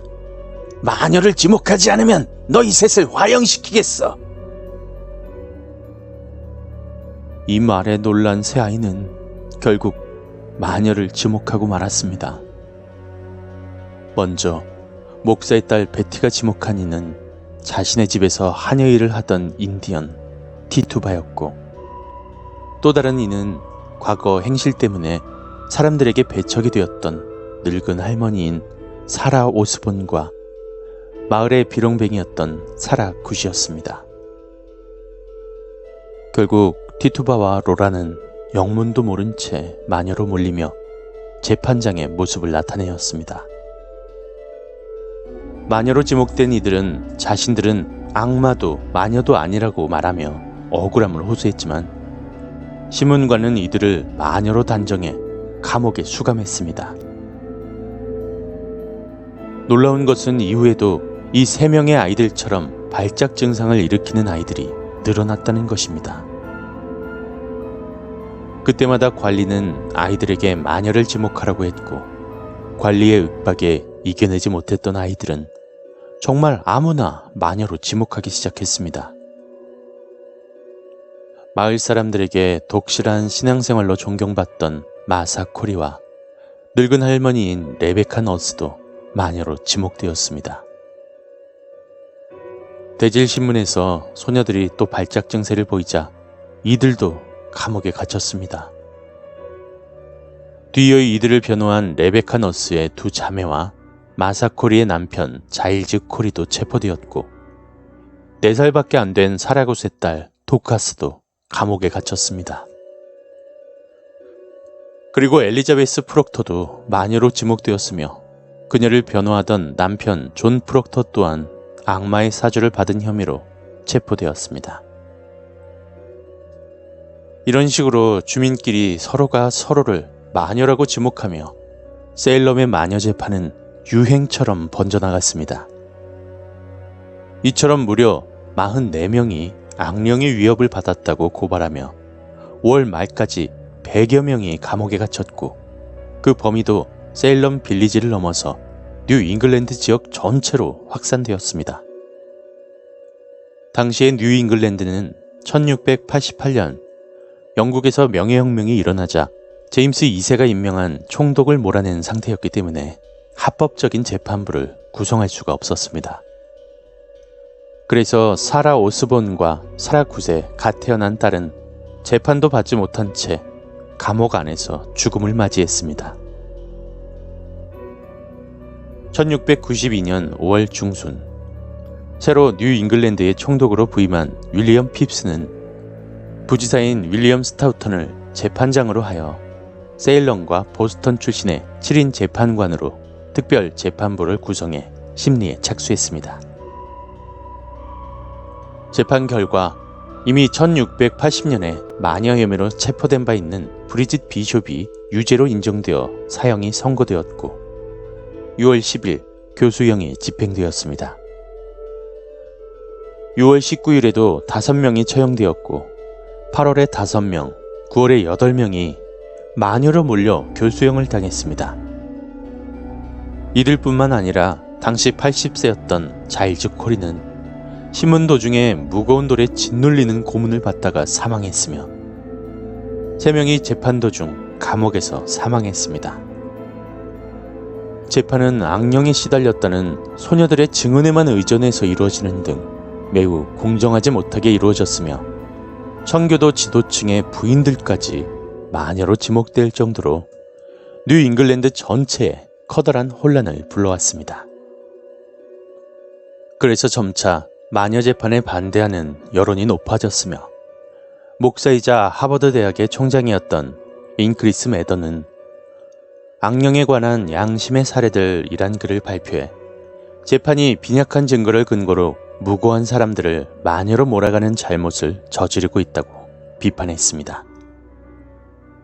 그 결과 1692년 10월 윌리엄 핍스 총독은 재판을 중지하길 명령했고, 1693년 1월 새로운 재판부가 구성되어 재판이 속개되어 대부분 무혐의로 풀려났습니다. 그리고 5월 핍스 총독은 이미 유죄 판결을 받은 사람을 포함해 감옥에 갇혀있던 사람들을 모두 풀어주고 사건을 종결했습니다. 세일럼 마녀 재판이 진행된 1692년 5월부터 10월까지 모두 185명이 체포되었고 59명이 재판에 회부되어 31명이 유죄 판결을 받았습니다. 그 가운데 19명은 교수형을 당했고 1명은 고문으로 죽었으며 살아곳에 갓 태어난 딸을 포함해 5명이 감옥에서 사망했습니다. 그렇게 무고한 사람들을 마녀로 몰아가 교수형까지 시켰던 참혹한 사건은 시간이 지나며 서서히 잊혀져 갔습니다.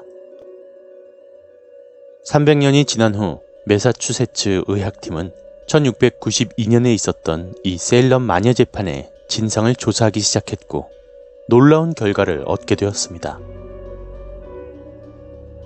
아이들의 발작을 일으킨 원인은 마녀도 악마도 아닌 바로 당시 세일럼 주민들의 식생활 문제였던 것으로 드러났습니다. 1692년 당시 세일럼 주민들은 호밀빵을 주식으로 했는데요. 이 호밀빵에는 면역력이 약한 아이들의 몸에 침투하게 되면 발작 증상을 일으키는 곰팡이균이 있었다는 것입니다. 이 곰팡이균이 오랫동안 아이들의 몸을 숙주로 삼아 번식을 했고 급기야는 뇌까지 침투해 뇌염을 발생시킨 것이었습니다. 결국 아이들의 발작은 마녀에 씌인 것이 아닌 뇌염의 증상이었던 것입니다. 그렇다면 왜 이런 일이 1년 동안이나 아무런 제재 없이 발생했던 것이었을까요?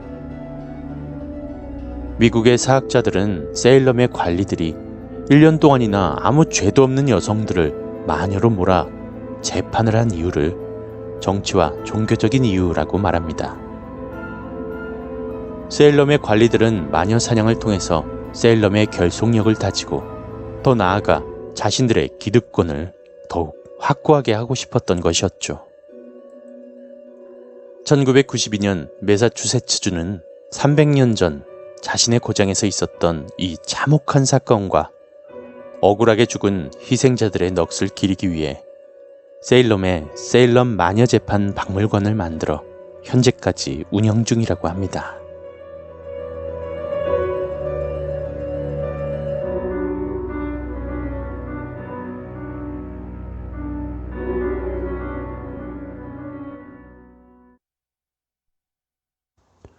네, 세일럼의 마녀 재판 이야기 듣고 오셨는데 진짜 이때 시대는 진짜 말 그대로 흑역사죠.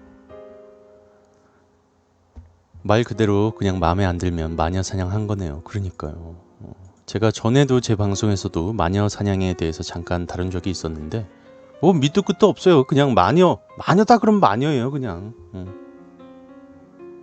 무슨 죄가 있어요 진짜. 뭐 제대로 된 조사도 없고 뭣도 없고 그냥 완전 그냥 뭐 그게 진짜 무적이죠. 무직이란다. 무적이죠 그게. 그냥 마녀다 그러면 마녀인 거야. 그냥 죄인인 거야. 와, 전공 시간에 심도 있게 다뤘던 주제네요. 그죠.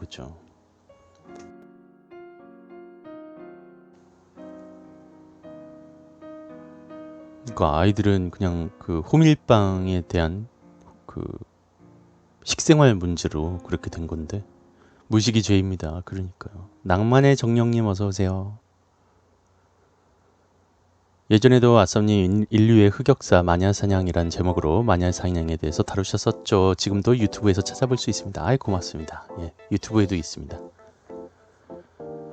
근데 그 중에서도 이 세일럼이라는 이 지역에 진짜 말도 안 되는 마녀 사냥으로 인해서 마녀 재판으로 인해서 정말 수많은 죄 없는 사람들이 죽어나간 그런 사건이었습니다. 호밀에 곰팡이가 있는데 모르고 빵을 만들어 먹으면 맥각병이 생긴다고 하네요. 감사합니다. 호밀빵이라고 다 무조건 좋은 게 아니네요. 그죠? 어차피 마녀로 지목되면 죽기 때문에 죽기 전 평소에 마음에 안 들거나 힘없는 사람 지목하고 갑니다. 그러니까 서로가 그냥 마음에 안 드는 사람 다 지목하는 거예요. 그냥 서로. 어휴. 서영이님 또 50개 선물 감사합니다. 서영이님 고맙습니다. 아이 깜짝이야. 나에게로 오고 싶어. 나도 오고 싶어. 야, 이 무섭이 너 왜 이렇게 무섭게 생겼냐? 무섭이, 야, 너 외계인인 줄 알았다, 야. 야, 무섭다, 야. 너에게로 오고 싶어.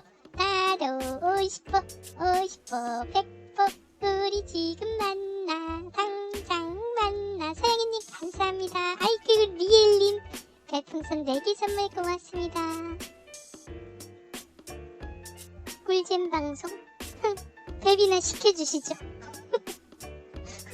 운영자님들 꿀잼 방송도 좋지만 데뷔 좀 시켜주시죠.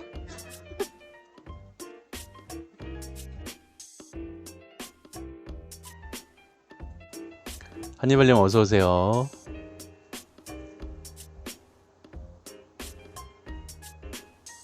망상전투님께서 또 5개 선물 고맙습니다. 망상전투님 5개 선물로 팬가입 감사합니다. 팬가입 망상전투님 오늘은 말할 거야 100이 아니죠 1025번째 팬가입 고맙습니다. 환영합니다.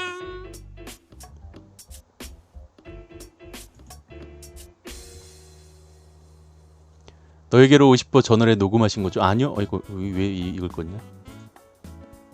라이브입니다. 너에게로 50보는 라이브예요. 라이브입니다. 별풍 리액션 라이브입니다.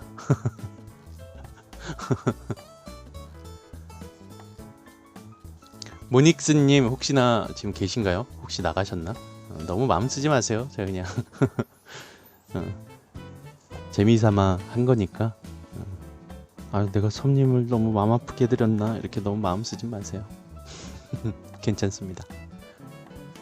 할머니한테 들었던 이야기인데요. 6.25 시절에 평소 마음에 안 드는 사람을 빨갱이나 친일로 몰아서 사람을 죽였다고 합니다. 그러니까 그것도 마녀사냥이죠. 빨갱이.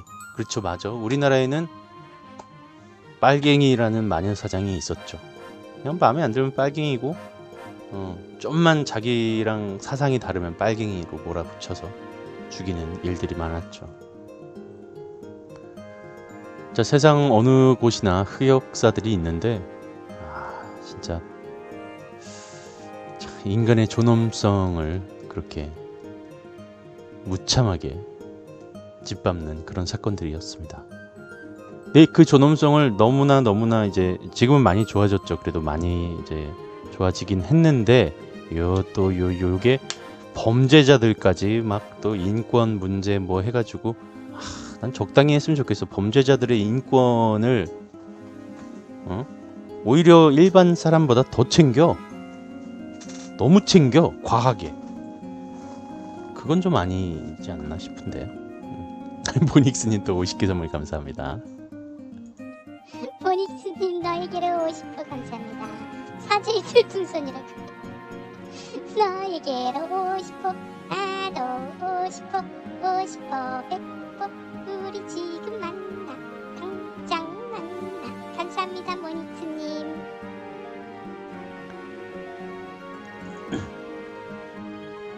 팬아트 엄청 많죠. 항상 감사히 생각하고 있습니다.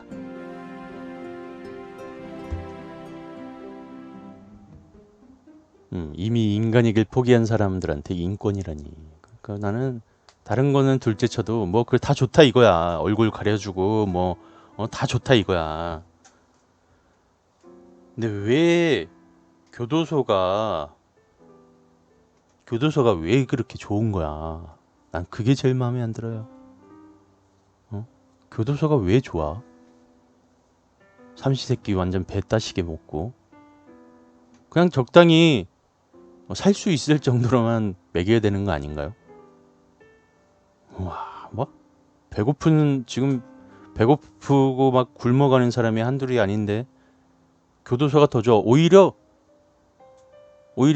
교도소 가서 밥 먹으려고 범죄 저지르는 사람도 있어요. 출소해보니까 별거 없거든. 출소하니까 뭐 자기 받아주는 것도 없고 돈도 못 벌고 그러니까 배고프고 이러니까 등 따시고 배부른 그냥 교도소 가서 밥 먹고 그냥 적당히 일과하면 되니까 그냥 범죄 저지르는 거에 또 가려고. 이거 문제지. 이건 문제야. 다른 건 몰라도 내가 웬만하면 뭐 진짜 정치 얘기나 뭐 이런 세상의 이런 제도에 대한 이런 얘기는 방송에서 안 하려고 하는데 이런 건 진짜 문제지. 진짜 이러려고 세금 낸 게 아닌데, 그죠?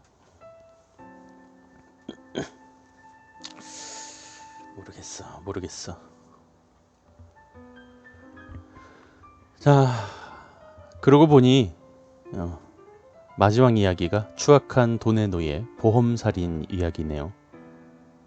보험살인. 안 그래도 지금 갑자기 화가 나는데 마지막 이야기가 또 보험살인 이야기라니. 이 이야기 일단 듣고 또 우리 또 마음껏 욕해 봅시다. 그렇다고 직접적인 욕설은 안 되고요. 예. 추악한 돈의 노예 보험살인 두 번째 이야기입니다. 추천 한 번씩만 부탁드릴게요.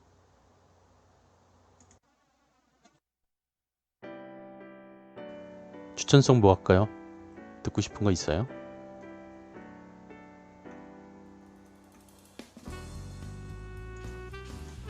추천송 듣고 싶은 거 있어요? 없으면 오라이. 상어송이요? 알겠습니다. 추천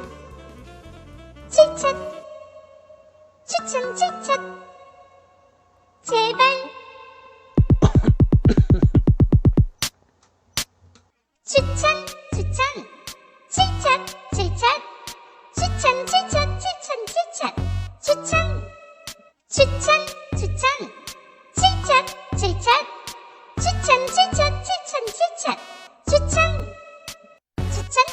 한 번만 눌러주세요. PC는 하단에 모바일은 상단에 따봉 버튼 한 번씩만 눌러주세요. 형님 누나들 도와주세요. 추천 눌러줘요. 제발요. 추천.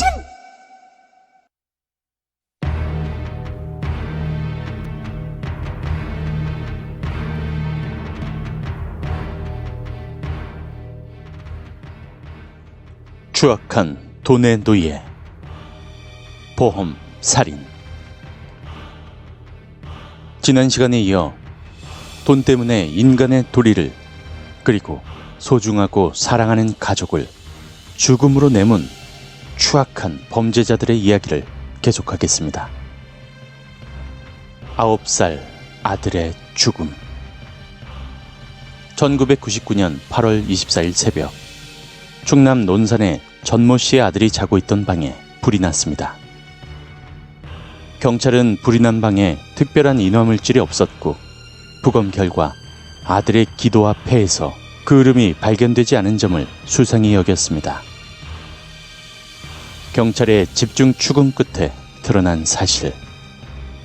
아버지 전 씨는 보험금 2,500만 원을 받기 위해 잠을 자던 아들을 끌어안아 질식해 숨지게 한 뒤 방에 석유를 뿌리고 불까지 질렀다는 사실을 자백했습니다. 살인 미수로 끝난 신혼여행. 2005년 4월, 여자 정모 씨와 남자 A 씨는 동거를 시작했으나 A 씨의 폭력과 바람으로 두 사람 간의 갈등이 시작되었습니다. 배신감을 느낀 정 씨는 A 씨 이름으로 보험금 5억 원 상당의 생명보험 4개에 가입하고는 지인 김모 씨와 살인을 계획했습니다. 정 씨는 결혼 후 신혼여행지에서 남편을 바다에 빠뜨리거나 낭떠러지에서 떠미는 등 3차례나 범행을 시도했지만 살해는 미수에 그쳤습니다. 정 씨는 결국 살인 미수 혐의로 징역 7년형을 선고받았고 범행에 가담한 김 씨는 항소심 선고를 하루 앞두고 스스로 목숨을 끊었습니다. 다음은 유명한 사건이죠. 엄모 씨의 가족 실명 사건입니다. 2005년 4월 전직 보험 설계사 엄모 씨는 2000년부터 3년여간 남편 2명과 어머니, 오빠 등 4명을 실명시키고 살해해 보험금 5억 8,800만 원을 받아낸 혐의로 구속되었습니다. 2000년 초 3살 난 딸이 사고로 죽은 뒤 마약에 손을 대기 시작한 엄 씨는 마약 구입비를 마련하기 위해 보험 설계사로 일했지만 이때 얻은 지식을 이용하여 가족들을 범죄 대상으로 삼았습니다. 2000년 5월 당시 남편 이모 씨에게 수면제를 먹이고 사무용 핀으로 눈을 찔러 시력을 잃게 하고는 2년 뒤 남편이 술에 취한 사이 흉기로 찔렀습니다. 결국 이 씨는 치료 도중 목숨을 잃었고 엄 씨는 사망보험금 2억 8천만 원을 받아내었습니다. 그의 말, 재혼한 남편 임모 씨도 수면제를 먹인 뒤 실명시켜 보험금 3,900만 원을 받아냈고 남편은 치료 도중 숨졌습니다. 엄 씨는 이런 잔혹한 범죄를 멈추지 않고 2003년 친어머니와 친오빠에게도 행해졌는데요. 이들의 두 눈도 실명시키는 지경에 이르렀습니다. 독살 살인사건. 2011년 5월 경기도 포천시 노모 씨는 당시 남편 김모 씨의 집을 찾아가 맹독성 제초제를 섞은 음료수를 냉장고에 몰래 넣어둔 뒤 도망갔습니다. 일주일 뒤 이 음료를 마신 김 씨는 구토 후 즉사했는데요. 사인은 다발성 장기부전. 자살로 수사가 종결되었습니다. 2012년 재혼한 노 씨의 시선은 시어머니인 홍모 씨에게 향했습니다. 2013년 1월 노 씨가 시어머니에게 건넨 자양강장제에는 농약이 들어있어 홍 씨가 사망했습니다. 그리고 같은 해 8월 남편 이모 씨도 국에 들어있는 제초제를 먹고 사망했습니다. 노 씨는 이들을 병사로 위장하기 위해 수개월에 걸쳐 중독되면 폐렴과 비슷한 증상이 나타나는 맹독성 제초제 그라목손을 국이나 자양강장제에 조금씩 섞여서 먹인 것으로 드러났습니다. 병원도 홍 씨와 이 씨 모두 폐렴으로 숨진 것으로 판단해 경찰에 통보하지 않았다고 합니다. 노 씨는 2014년 전 남편과의 사이에서 낳은 친딸에게도 제초제를 섞은 음식을 먹여 입원 치료를 받게 한 뒤 700만 원의 보험금을 받아내었습니다. 두 남편의 사망보험금과 딸의 입원보험금, 그 돈으로 챙긴 것은 무려 10억 원. 하지만 꼬리가 길면 잡히는 법이죠. 두 남편의 사인을 수상히 여긴 보험사 측이 노 씨의 행적을 추적하다 경찰에 고소하면서 수사가 이루어졌고 그녀의 잔혹한 살인이 발각되었습니다. 국립과학수사연구원은 2015년 범죄의 흔적을 찾기 위해 사망 후 2년이 지난 시신을 부검했고 농약 성분인 페로캇을 찾아내었습니다. 노 씨는 1심 재판에서 존속살인 및 살인미수로 무기징역을 선고받았습니다. 보험금을 노린 결혼. 2013년 3월 4일 밤 10시쯤 부산 해운대구. 신모 씨는 남편 박모 씨의 제안에 따라 그랜저 승용차 뒷좌석에 올랐습니다. 운전은 남편의 동네 후배인 박모 씨가 했고 남편은 조수석에 앉아 있었습니다. 부인이 집에 가기 위해 차에 올랐을 때 후배 박 씨가 갑자기 차를 뒤로 뺐습니다. 차는 순식간에 바다에 빠졌습니다. 출발 직전 잠깐 하차하겠다던 남편 박 씨와 앞좌석 창문으로 탈출한 후배 박모 씨는 무사했지만 아내 신 씨는 그대로 사망했습니다. 수사 결과 남편과 후배의 치밀한 계획살인으로 밝혀졌습니다. 이들은 인적이 드문 장소인 차량 출입 금지 구역을 범행 장소로 선택했고 사건 전날 현장 답사까지 마쳤습니다. 운전 과실로 위장해서 차량을 바다로 고의 후진에 추락시킨 것이죠. 남편 박 씨는 2009년부터 4년간 생명보험 3개를 포함한 총 4개의 보험에 가입했고 사고 3개월 전 사망보험금을 증액하는 등 장기간에 걸쳐 보험살인을 계획했습니다. 박 씨가 챙긴 보험금은 총 11억 2천만 원. 박 씨는 살인죄 등으로 징역 23년형을 선고받았습니다. 법원은 숨진 부인에게 계획적으로 접근해 이루어진 혼인 자체가 무효라는 판결을 내렸다고 합니다. 남자친구 무죄로 확정된 낙지살인. 살인자는 낙지일까 남자친구일까? 이것이 문제가 되었던 사건입니다. 2010년 4월 인천의 한 모텔에서 김모 씨는 여자친구 윤모 씨와 산낙지를 안주 삼아서 술을 마셨습니다. 술을 마시러 들어간 지 1시간이 조금 더 지난 시각 김 씨는 모텔 프런트에 전화를 걸어 여자친구 김 씨가 숨을 쉬지 않으니 119 신고를 해달라고 했습니다. 병원으로 옮겨진 윤 씨는 치료 도중 숨졌고 김 씨는 여자친구가 산낙지를 먹다가 질식했다라고 설명했습니다. 하지만 검찰은 김 씨가 자신이 보험금 수령자로 되어 있는 생명보험금 2억 원을 노리고 살해한 혐의로 기소했습니다. 1심 재판에서 무기징역을 선고받은 김 씨는 항소심에서 다시 무죄로 풀려나 논란의 중심에 서게 된 것이죠. 쟁점은 윤 씨가 실제로 낙지를 먹다가 질식사했는지의 여부였습니다. 1심은 김 씨가 윤 씨를 살해했다는 직접적인 증거는 없지만 낙지 때문에 질식사하기란 불가능하다고 보고 여러 정황상 김 씨가 살해했다고 보았습니다. 하지만 항소심은 김 씨가 코와 입을 막아 윤 씨를 살해했다면 발견되었어야 할 저항의 흔적들이 보이지 않았다는 점을 근거로 낙지 때문에 사망했을 가능성을 배제할 수 없다라고 보았습니다. 대법원의 판단도 같았습니다. 2013년 9월 13일 대법원은 김 씨에게 무죄를 선고했습니다.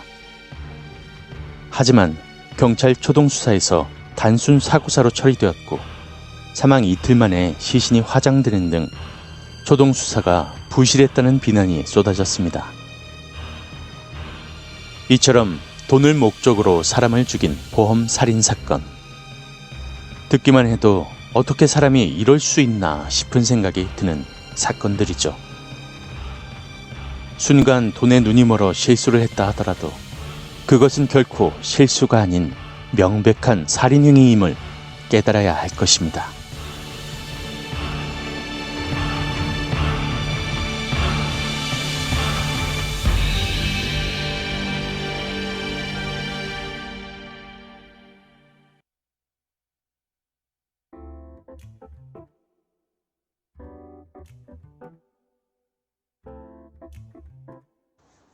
네, 추악한 돈의 노예 보험 살인에 대해서 듣고 왔습니다.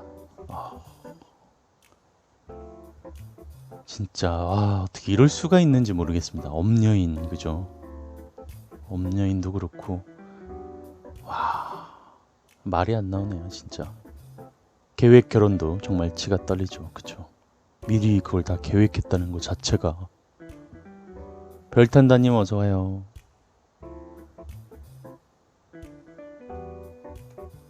여자분이 낙지 못 먹는다 하지 않았나요? 그래요? 그러니까 어쨌든 그것도 결국엔 남자친구는 무죄로 풀려났는데 정황상 좀 찝찝한 부분이 많죠.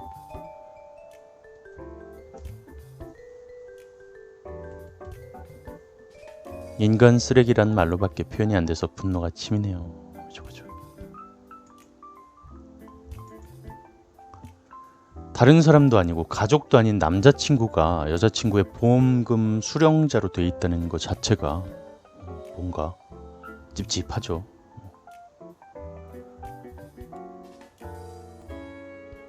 인간 쓰레기라는 말조차 아깝다고, 그죠? 근데 표현할 방법이 없어서 더 화가 난다고. 마지막 그 남자 살아서 돌아다니는 거잖아요. 완전 소름입니다. 그죠? 그러니까 그 도치님 들어가세요. 쓰레기한테 사과하세요. 그러니까 쓰레기장 가서 이런 사람들은 죽을 때까지 쓰레기장에서 쓰레기들한테 사과해야 돼요. 미안하다. 내가 너보다 못해서 미안하다. 죽을 때까지 진짜. 먹는 것도 거기서 알아서 먹어야 돼. 뭐 주면 안 돼. 거기서 알아서 찾아서 먹어야 돼. 미안하다. 내가 너보다 못하다니 정말 미안하다. 죽을 때까지.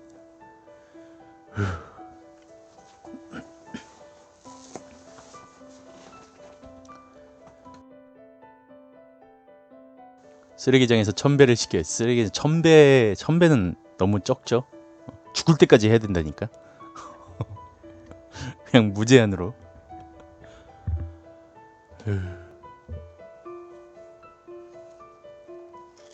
근데 아니 나 근데 잠깐만. 베베님 저 팬아트의 주인공은 누굽니까 근데? 무섭이의 사람 버전인 겁니까? 나는 아닐 테고. 그죠? 그냥 근데 그러니까 무섭이 사람 버전입니다 하면 그냥 무섭이 사람 버전이구나 의인화한 거구나 하겠는데 그 얘기를 못 듣고 만약에 안 듣고 봤을 때는 그냥 베베님이 좋아하는 남자 그린 것 같은 느낌?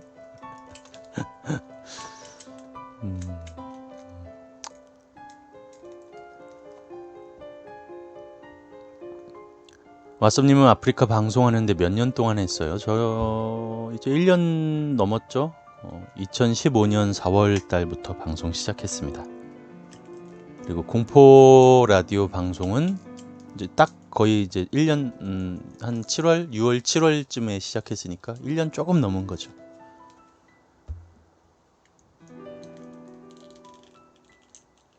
리오올림픽 이전에 브라질 치안 불안하다는 프로 방송할 때 브라질 빈민가 사람들이 먹고 사는 방법이 조직원이 되는 거 아니면 쓰레기장 가서 쓸만한 거 찾아오는 거였습니다. 안타깝네요. 예, 1년 넘었습니다. 예, 팬아트는 팬심으로 그리는 그림을 팬아트라고 합니다. 라고 리이조님께서 친절하게 설명해 주셨습니다. 그러니까 팬레터는 팬심으로 편지를 보내는 거잖아요. 근데 팬아트는 말 그대로 팬심으로 그림을 그려주시는 그런 게 팬아트예요. 신기 원효를 여기서 처음으로 접했습니다. 아, 그래요? 원효 아니고 원요예요?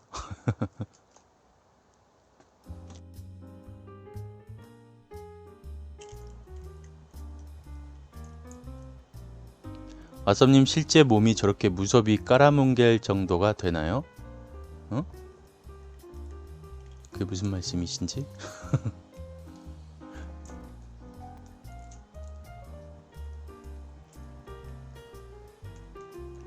무서운 경험했습니다. 뭔데? 아, 그림은 컴퓨터로 그리시는 거죠? 컴퓨터로 그리시거나 아니면 그 손 그림은 뭐 핸드폰으로 찍거나 아니면 스캐너라고 있어요. 그 스캐너를 스캔해서 올려주시는 거죠.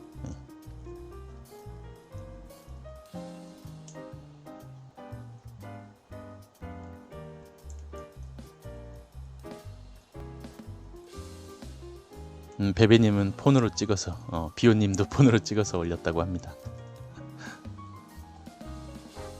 보통은 거의 스캔하시거나 전문적으로 그림 그리시는 분들은 손그림 한 다음에 스캔하시거나 아니면 바로 타블렛을 가지고 바로 그리시거나 해요. 저는 타블렛을 많이 이용하죠.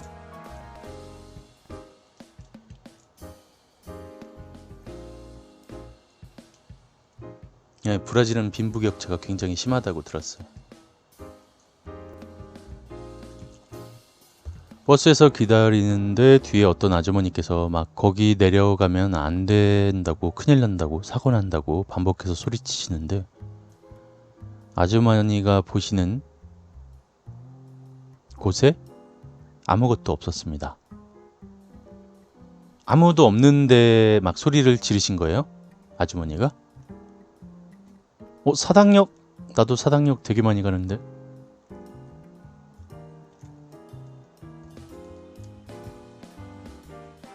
아줌마가 거기 내려가면 안 된다고, 큰일 난다고.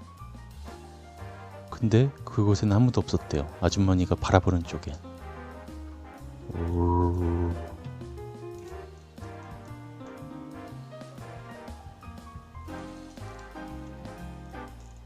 그냥 정신이 오락가락 하신 건가? 왜 그런 거지? 뭐 때문에 그런 거지?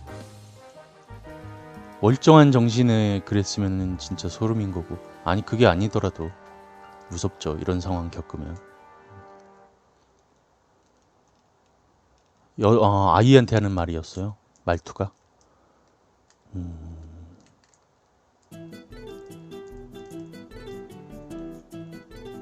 무섭겠네. 뭔가 다른 게 보이는 건가 싶기도 하고. 한번 물어보지. 거기 뭐 있어요? 물어보지 그랬어.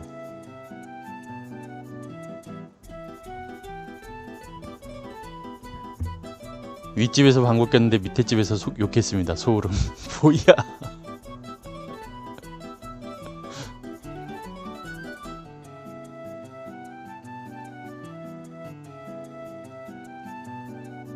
자, 아무튼 제가 오늘 준비한 멍 때리고 있었네. 제가 준비한 이야기는 여기까지고요. 좀 정신이 없네 갑자기. 오늘도 재밌게 들으셨는지 모르겠습니다. 저는 BJ 왓썹이었고요. 여기는 신개념 고품격 공포 라디오였습니다. 감사합니다. 잘 자요.